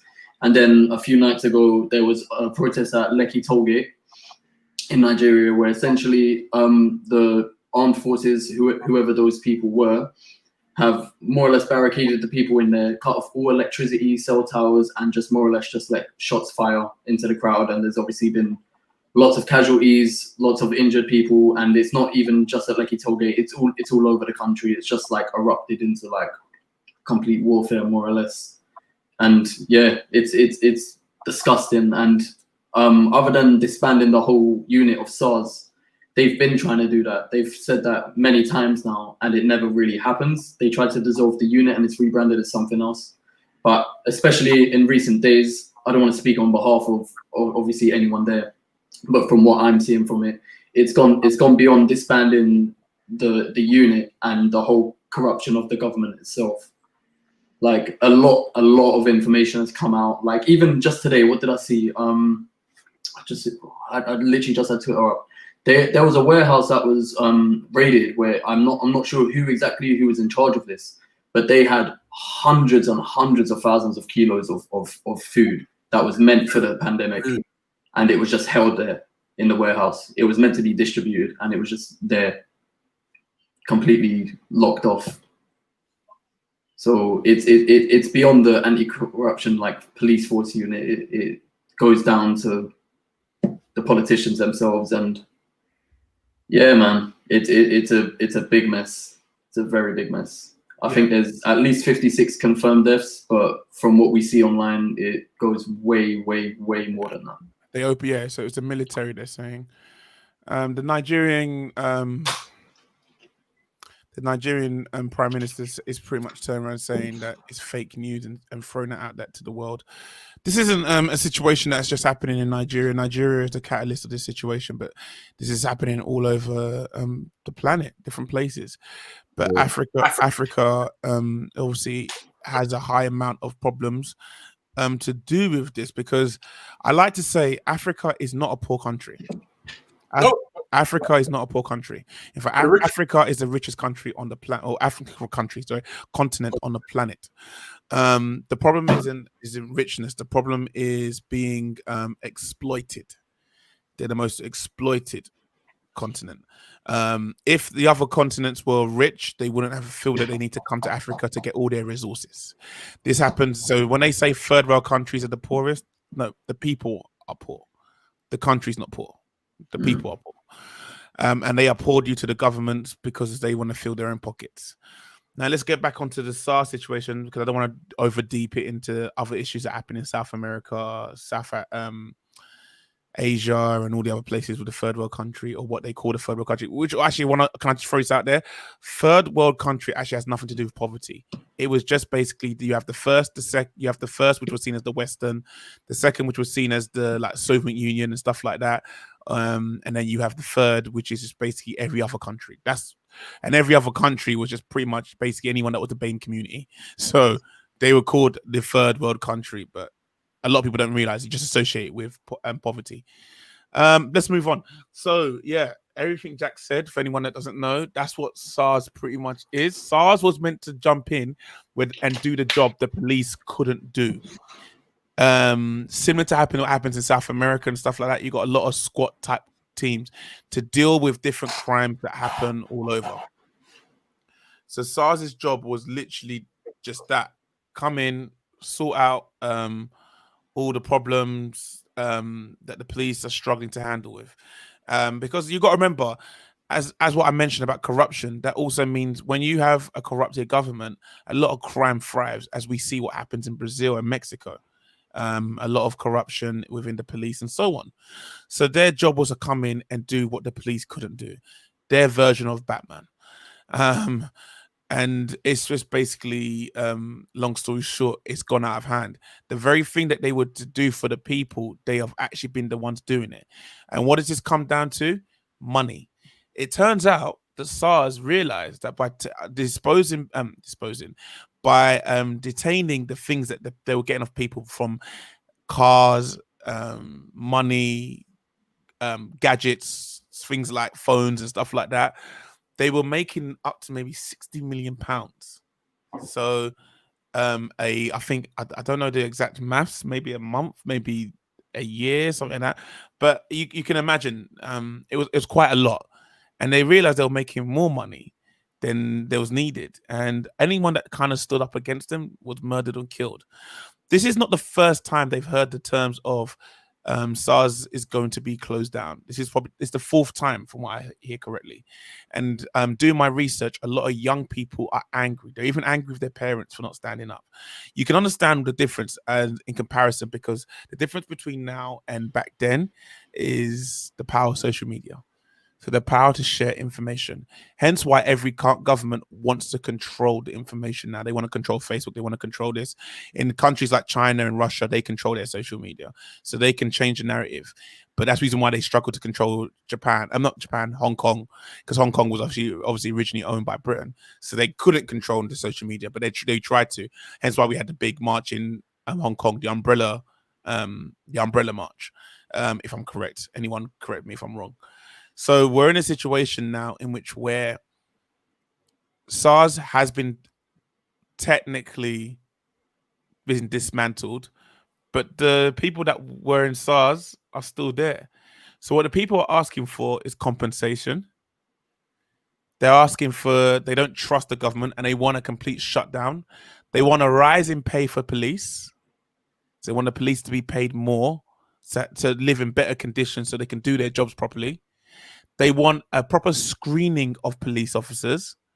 So they want the police officers to be screened before they take on the job to make sure they're mentally correct and able to do the job to the fullest without being seen as able to corrupt in any formal way. And yeah, that's about it, really. SARS's job, if I just to say what SARS's job was actually meant to be, was to stop robberies, motor vehicle thefts, kidnapping, and yeah, so on. What they actually ended up doing, let me read what they actually did. There was a report suggested from SARS officers continue to commit human rights violation, including a list of 82 cases of torture, ill treatment, killings, rapes, executions between January 2017 and 2020. That's just those 3 years. Imagine in the last 25 years plus what happened. It's crazy, right?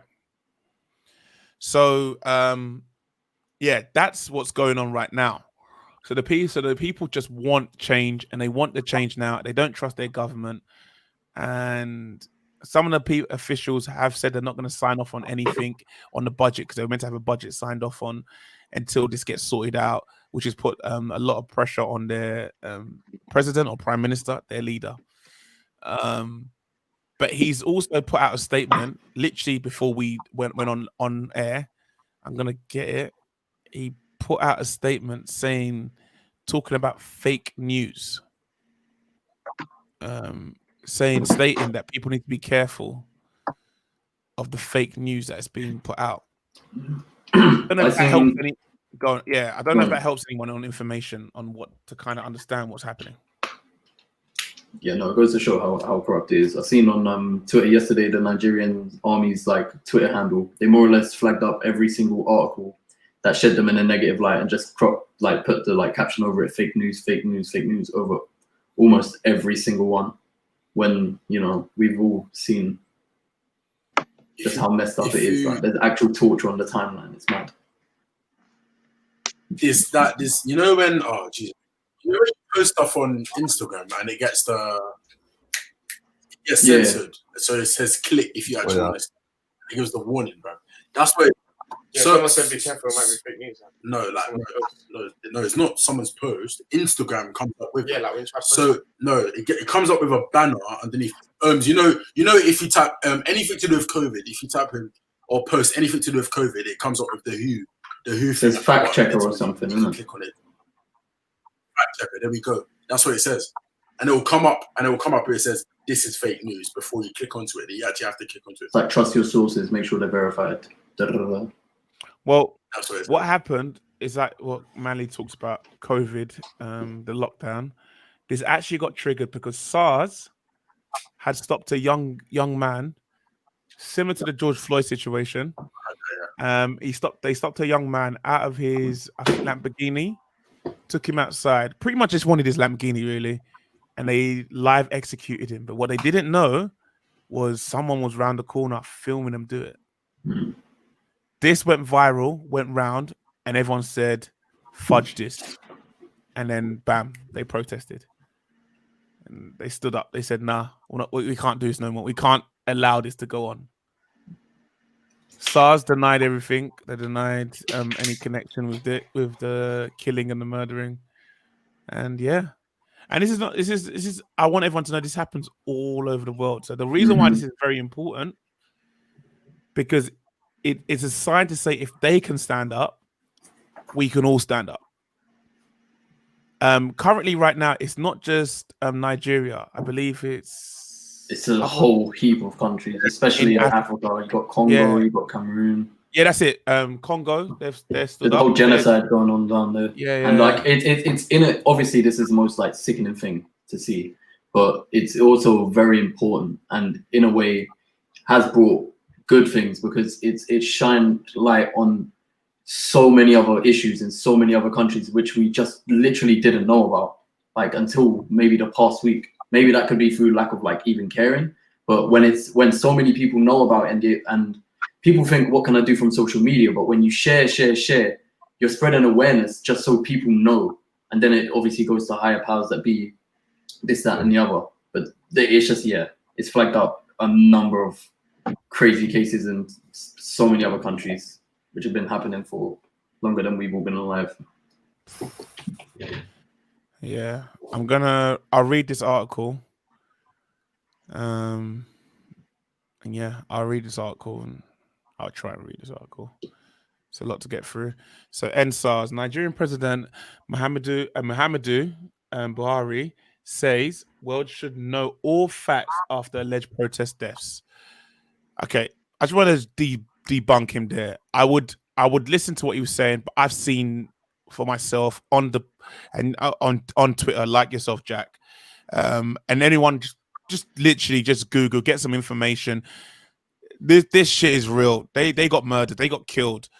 Do you know what I mean? And they try to hide it. They try to get rid of the cell towers so nothing could get out. You know, none of like Instagrams or recordings could get out.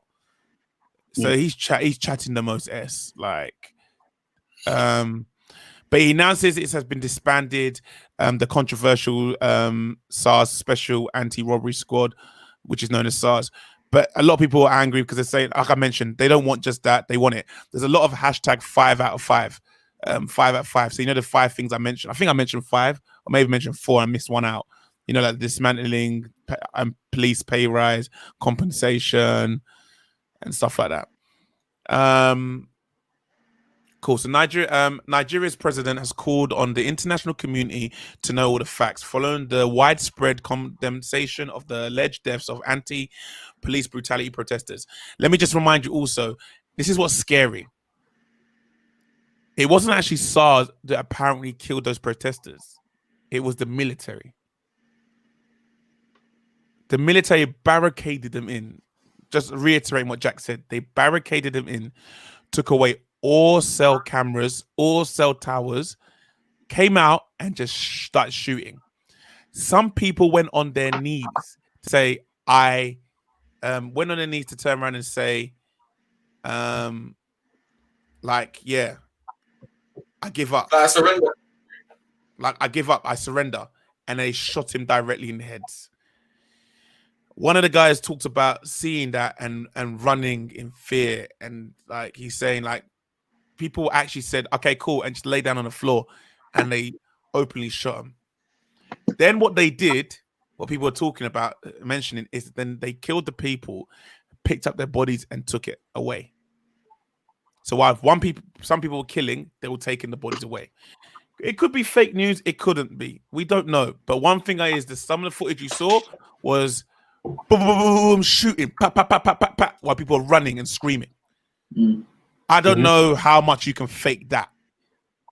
Yeah, I haven't seen no bodies being shot and being picked up, so I can't confirm those things. But there's little to no fact. There's little to no. There's little to no in not believing the fact that there was definitely some form of bullets being shot, unless someone's really good with some sound effects and special effects that I don't know about. But anyway, yeah. So that's it. So I'll move on anyway. So Muhammadu Buhari, who failed to address a shooting of protesters that took place Tuesday, just gone, also called on protesters to stop demonstrating and engage with the government. They have been, but anyway, Mr. Buhari also announced that he disbanded the controversial Special Anti-Robbery Squad known as SARS.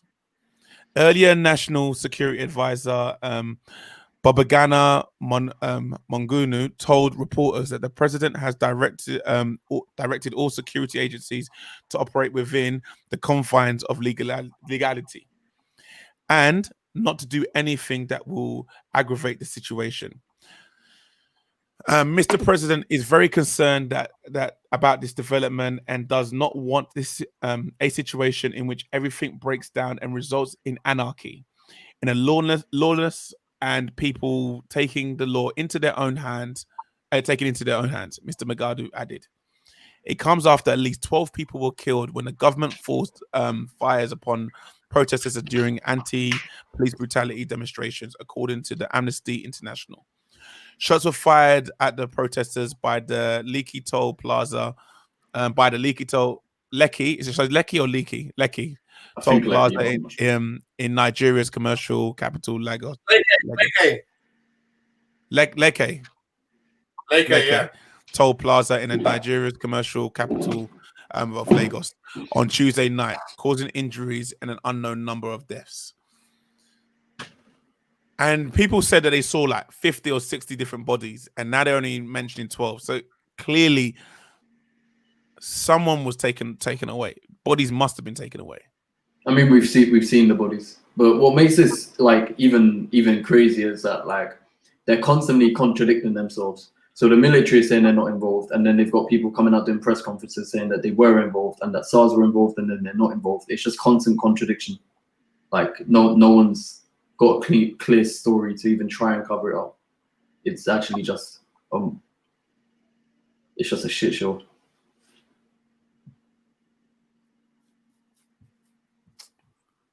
Boy, I don't know. To add on, why for anyone that's looking at this and thinking, why does it affect dance? Politics affects dance, everyone. Just like we mentioned about the circular thing. Politics affects dance, like the Brexit situation. It affects our dance because what happens is travel becomes harder. UK had created a bigger connection with Nigeria due to the Afro community and so much more, dance-wise and everything. When these things happen, it just makes tension and everything harder. Hence why you see UK struggle to get involved in many other countries. Because what they don't want to do is also mess up ties. Do you know what I mean? Everyone's scared. It's like the Arsenal Ozil thing with China. Everyone's scared to mess up ties. You don't want to mess up ties. Everyone is, and what ties connect to? Money. So this all comes down to money, really. This is all came down to money. Mm-hmm. So for anyone that was confused about SARS and why supporting it, Jack hit the nail on the head. You just put it out there, literally keeps on spreading the information. But this was said to me once before. The attention span of many of us is very low. So how long do you think before everyone just stops caring?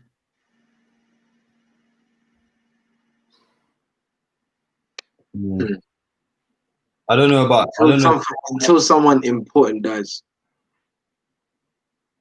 Yeah, I think it will just be another phase. You know what I mean? But my hope is I don't like every issue that's going on now. I don't see any resolution soon. Maybe not even in our lifetime. But I was having a conversation with my friend about this the other day as well. I do truly think that the young generation in Nigeria now, and even like the generation of our age bracket, say, I don't know, whatever the age is up until like maybe like late 20s, are a complete new generation with a complete new fresh mindset, which at least have a bit more humanity in themselves. So I know it's obviously something that would take generations and hundreds of years for a complete change to happen. But I do think it's something that we will at least see a spark of in our lifetime. You know, I don't see a resolution happening soon, honestly.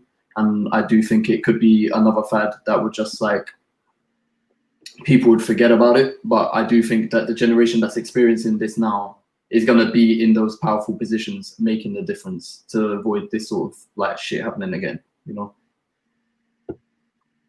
Yeah. Kamani, because you said you didn't understand too much. Did that clear anything up? Yeah, it did. And like the back history, like I had many questions for like why is this happening? Who's behind all of this? And yeah, they've all been answered. So I got a better understanding. Lamar?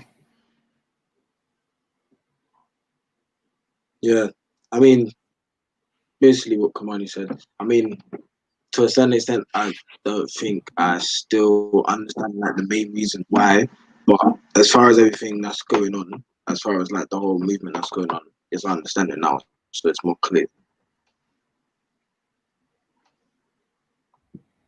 And DMAC. Yeah, I understand. What does that make you feel? To be honest, it's not really a shock that this is going on because it happens not all the time, but what actually it does. And like we touched on in the conversation, it happens in basically many different countries, but there's just no media coverage of the situation. Therefore, no one actually knows about it. So, as we said, SARS was happening from like I think the 90s or something, or like the 80s or something like that.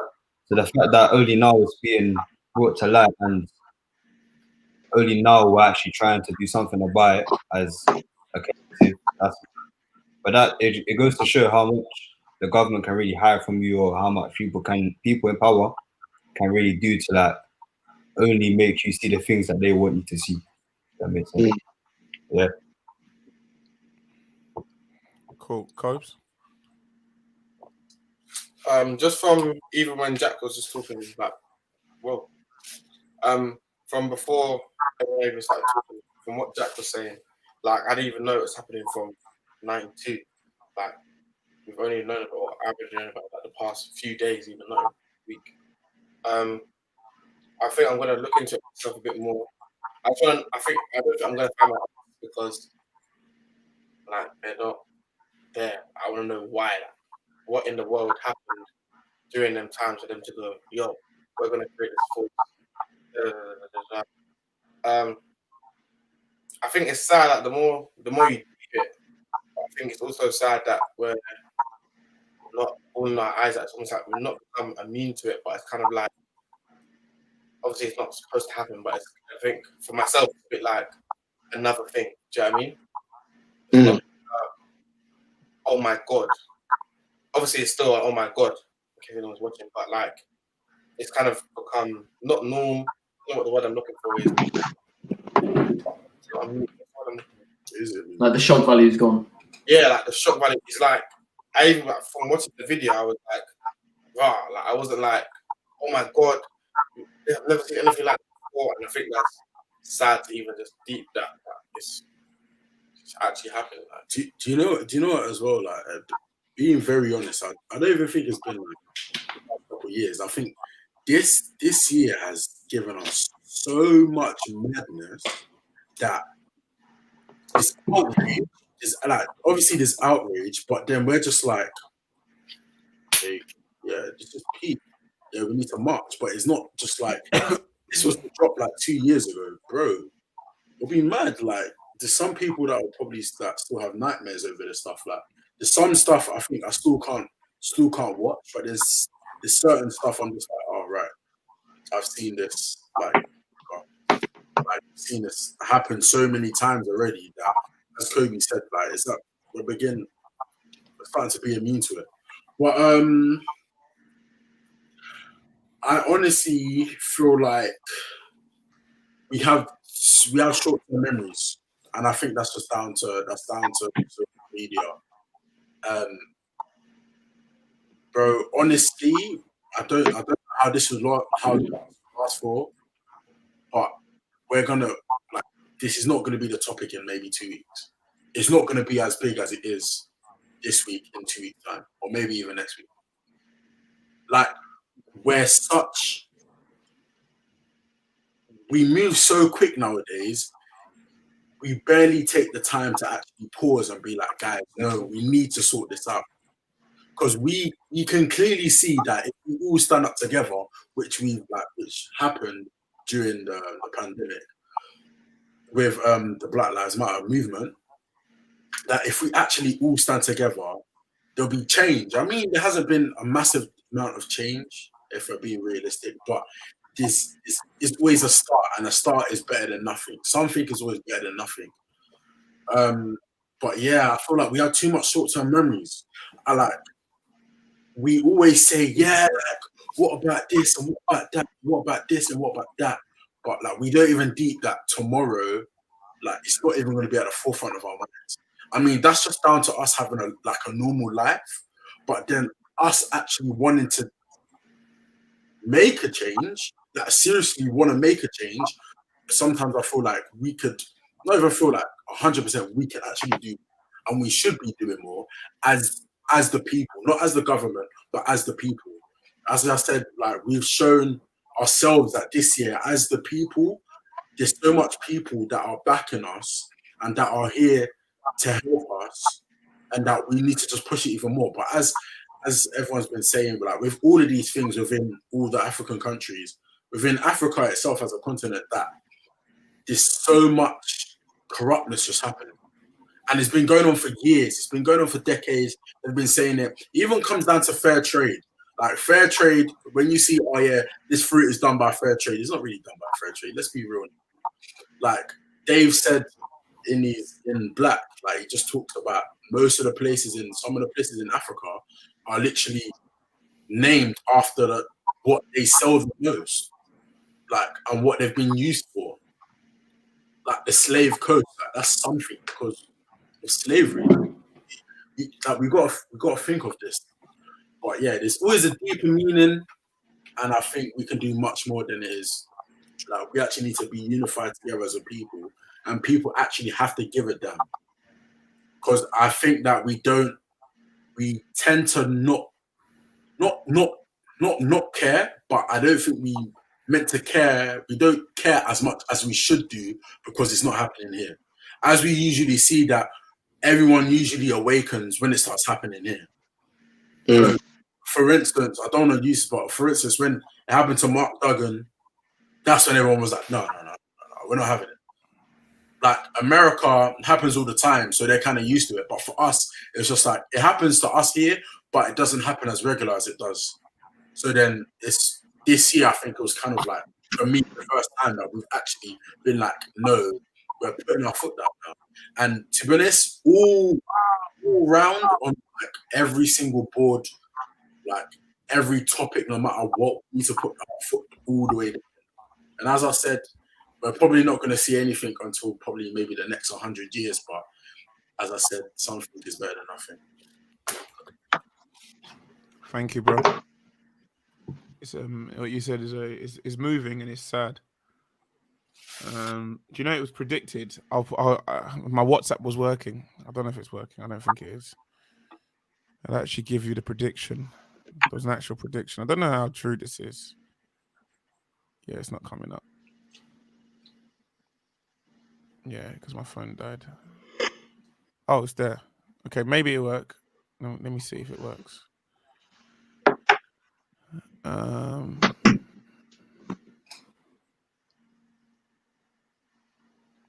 I don't think it will work, but I'll try.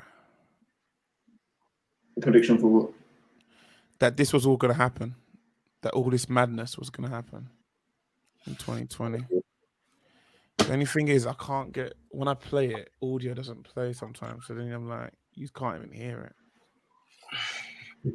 All right. Well, I'll you know what? I'll just play I'll play this. Can everyone see that? Mm-hmm. Can you hear it? No. You can't hear it? No. Mm-mm. So. Cool.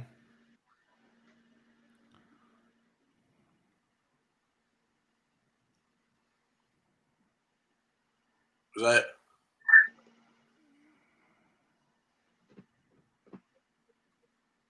Video's gone. Video gone, actually. Can you hear it? Yeah. Yeah.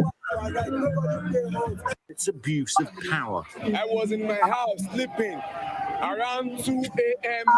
in the midnight when they came starting scatter everywhere in my area, starting shooting everywhere. Amnesty International has accused the group of extortion, torture, and murder. Across the country, people have been taking to the streets peacefully to say enough to police brutality. We are going to fight our right. Nobody stay home. We don't want stuff. We don't want anybody. The young mobilizing. Answers!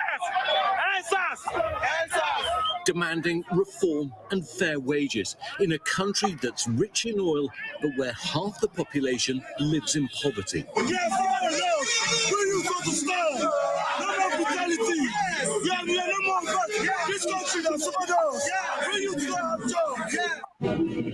President Muhammadu Buhari disbanding the unit last week to try to quell the protests, but the deployment of soldiers and other armed forces has only made things worse. As has happened many times before, the police responding with lethal force.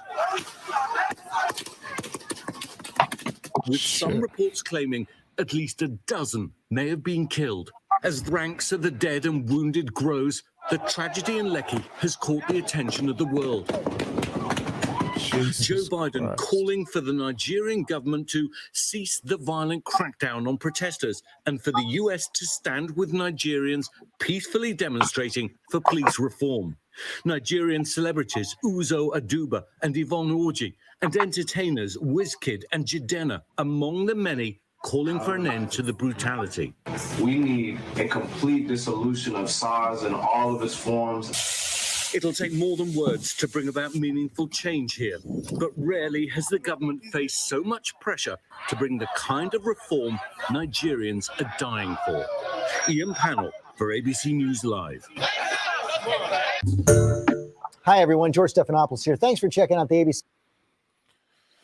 Yeah. So, yeah, that's it, basically.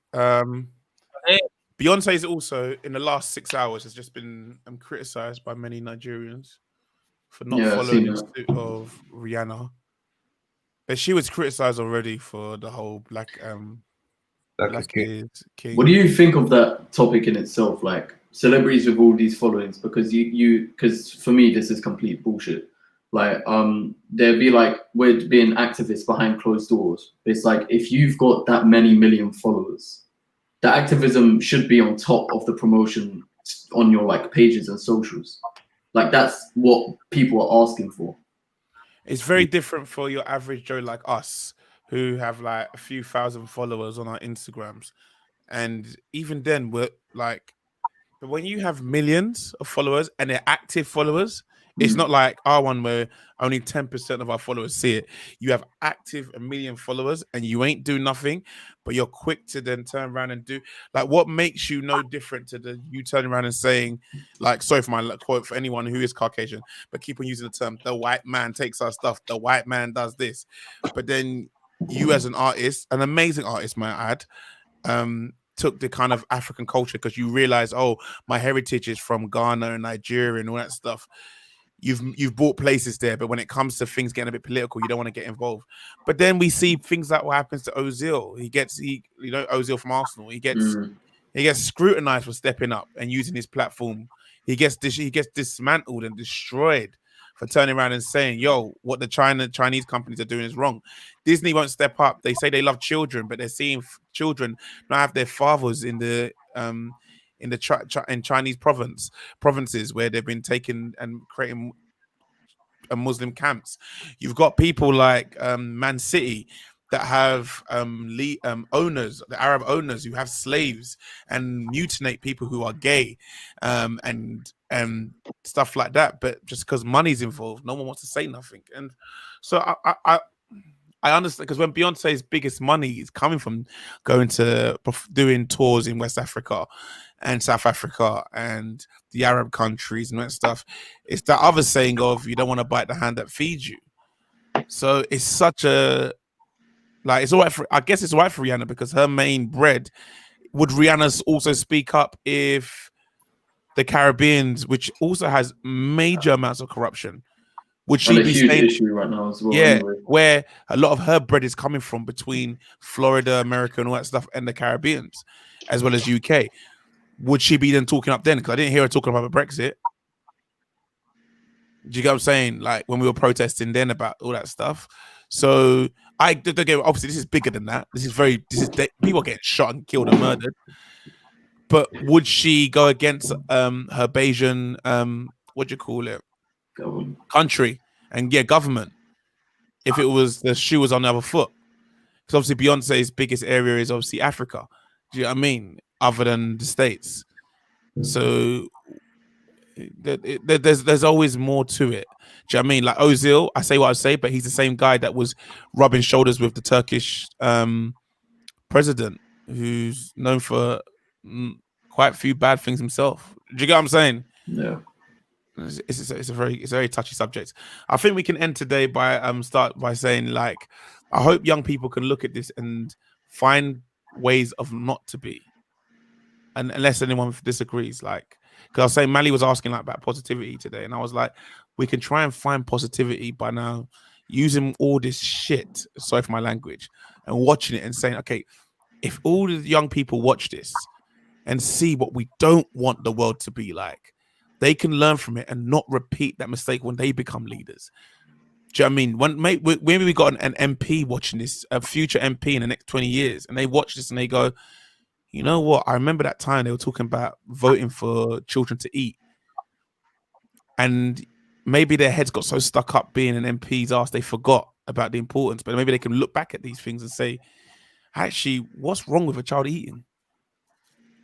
Do you know what I mean? Like, yeah, I don't know. So this, I hope the positivity from me is creating awareness to it, and hopefully people using this as an opportunity to do better. Anyone else? Yeah, no, I definitely second that. It's definitely all about like highlighting issues and bringing it and spreading it as much as you can. And I think especially in terms of like this specific scenario, it's definitely shed a light on like not only Africa as a region, like it's not looked as a third world country anymore, but as a place that's been completely exploited from the roots. Like it's definitely changed the narrative of like, oh, these people are in need and starving, when it's really not that case whatsoever. It's even worse. Anyone else? Like, well, Jack, you hit the nail on the head. They have oil. Can we just deep? Congo has oil. One of the poorest places. They have oil. You got to remember, Belgium raped, pillaged, and took everything from them because they had plastic. What we require every day, what we use all the time, plastic. Like, sorry, Kobe, you were gonna say. I was just gonna say, but I don't want it to drag on too much. But as a young person, what would you suggest? It's gonna sound weird the way I word it, but what would you suggest us put in, like, our brands as an individual in that space, if you know what I mean? Because you're kind of saying about these celebrities, like maybe they're not speaking up because they don't want to bite the hand that feeds them, etc. But as like someone who's young, who don't necessarily have a voice or power, what would you suggest? You know what I mean? I'd say put it in from the jump. What do you mean? As in, like, say what you're about and what you stand for from the get go. So then you're following all of us, your following's authentic, and they know how you are and what you are and what you stand for. So, for instance, for me, someone like that would be someone like a Carla. So everyone's known what he's. Or Sean King as well. It's like we know what they stand for, and from the get go, and these people have massive followings. Sean King has a massive followings, and he's never gonna get shut down. Millions. Sean King's been he to be honest, social media wise, someone tell me if I'm wrong. Sean King was at the front of this, like the Black Lives Matter stuff. He was at the front. The helpline that he created, all of this stuff. Like the way that we got most of our information, if I'm correct, was actually from Sean King. Like, he's a modern day Martin Luther King right now. Literally. So for me, I always say, if you set the tone, as we always say, like I like to do as well. If you set the tone, no one can ever drag you. I've been doing this for years. So why are you only taking it into consideration now? And as we say, as I said, as soon as you build your own following, like you don't need to, as we always say, you don't need to look for the white man or the country or that your country or that country, because they're feeding you now. Your fans are feeding you. Hence why a lot of artists don't make like music for other people's sakes. A lot of artists make music for their fans and themselves, because their fans actually mean a lot to them. Because let's be real, without your fans as a musician, you're nothing. I don't want to say that. You're not nothing, but but income wise, and I feel like mainly income wise, you're not gonna get as much as you would think and as you want. But yeah, so. And even so, Kobe, like change only happens when the minority opinion becomes the majority opinion, yeah. And that has to start somewhere. So it's even if you think your one-time conversation with someone who thinks differently doesn't matter, that is the snowball effect. That is what makes things matter. Like we might have small followers now and this, that, and the other, but if you kept the opinion to yourself or didn't even voice it, then that opinion wouldn't make a slight difference. Whereas you could share that to 10 people and one person, they could even just think slightly differently, let alone change their whole perspective. So any little difference is a difference, you know? Thank you. That was sick. You all hit the nail on the head. Literally, it's kind of goes full circle, going back to TikTok. And that's what I always think with TikTok or any of that stuff. I was saying this about a certain person. It's like, if the way you start off is the way you're going to be seen. That's why it's a whole new audience. As me and Kwani were talking about when we were doing YouTube, we're trying to tackle a whole new audience. Like we have this many followers, but these followers ain't following us for what we're doing. So you're creating a whole new following. You're creating a new whole audience. So you got to be careful how you start off, because once you start off like that, that's the way you want to go forward. You don't want to be seen as a person on the fence, because then you're going to gain the followers of everyone who's on both sides. The moment you step your side and say what you feel, you lose over half your fans. That's when you get the whole people goes, I ain't scared to lose half my fans. I'm going to say what I feel. But if you set up the way you started, like I mentioned about TikTok, if you go and say, yo, I'm the trendsetter, that's how you go forward. If you go, I'm the trend follower, the moment you do you can do it a bit, but the moment you do it all the time, the moment you finally want to set a trend, people go, I didn't follow you for this. I followed you for your trends following. Like when you do, I follow you because I want to see how you do the new trend that's going on. I don't care about how you feel. When you put something political, they'll be like, I didn't follow you for this. Shut up. I don't care about this. Just do me, just dance. Just dance. That's all I care for. Do you know what I mean? So it's good to set where you think, feel from the get-go and who you are, because the moment you do turn that away from that. So yeah, you know what, Cobes? There's no problem putting it up now, because you may also affect 3 other kids that watch you and go, I've been told off about me being political. You know yourself, I said it many times. People go, Omar, you talk too much. People tell me to shut up. I'm like, no, I won't, because if I do shut up, people like yourselves, you young people, have no idea. Like Commander, you asked what SARS is. You have no idea. And then we're quick to have a go at young people for not knowing. You know what I mean? Like, so we have to speak up. If we don't speak up, if you don't ask the questions, if you don't put it out there, no one, it's like, again, back to Kamani, because someone put a hashtag #EndSARS around, it made you question, okay, what is this? Imagine everyone had the mindset of saying, I'm not going to share it because I'm not Beyonce level. You would never ask the question of what is #EndSARS. Do you get what I'm saying? Like, sometimes it's to get the avalanche, you have to throw a snowball. Do you know what I mean? So, all right, we're done. It's a bit deep. It's a bit heavy. Let's all go and get some good sleep. Next week, Jack, I don't know how you're doing this. Jack's in charge again. We're doing top 10 freestylers. Yeah, so exact same concept from the week before, guys. Make a top 10 list of UK, who you think are the top 10 best UK freestylers, whether that you think they're the best ones to represent or your personal favorites. You decide that list. And all stars, make sure it's UK though. And all time. Yeah, just as long as it's UK. I think all time's hard, isn't it? All time's hard, but this is the way I see it, yeah. Your all time will differ depending on your age, innit? So your all time will be different to my own. Yeah, that's why it makes it interesting, because you're for someone who's number one who I won't even know. Do you know what I mean? Yeah. Facts. That's what sparks the conversation, innit?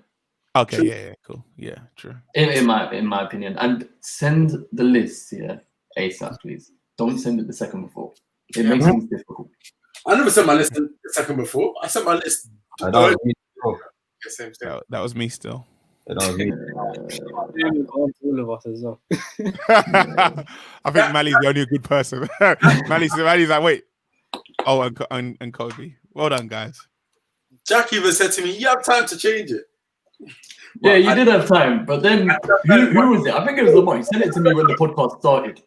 Yeah, no. During the podcast, I was just like, "Hey, I need to change this." hey, he's giving me the whole day. Like, yeah, no, it's hard, but you have 7 days, isn't it? You have 7 days to at least have names. So on that day, decide the hierarchy, innit? You know why? Because someone says a name that you always, let's be real. Forgot, yeah. Someone. We always 100%. It'd be very hard, innit? But, you know, this is fun and games. No one's winning a BAFTA. Also, I want to say it'll be our quarter of a century episode. Mad, innit? Guys, we're 2 episodes away from half a year, you know that? Huh? Yeah. Wait, from half a year. Oh, Shit. that's nuts. Half a year. Yeah, true. That's 52 weeks a year, and we're on 24.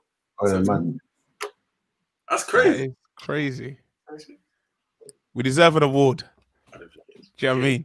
Longest running series in the dance scene. I've seen bare people start this stuff off, and I don't see them continue. I mean, you've been here for a solid 24. I'll give you that. He has to. Yeah. I know. But I want to also big up Lamar, because Lamar he's close behind on numbers.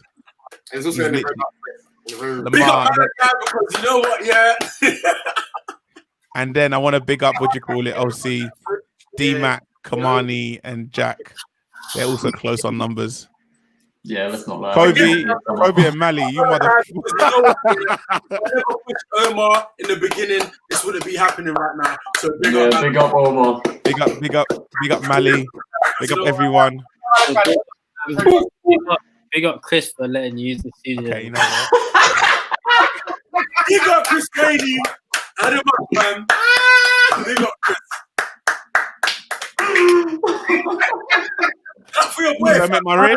I'm gonna make my ribs. You have ribs? Yeah. Baby back. I have ribs. All right, wrap it up. You know, hold on, guys. Sorry, you see this? You don't want to cater to these guests. You know, he has guests today, and he doesn't want to cater to the. There's no way. Nah, fun. I'm talking.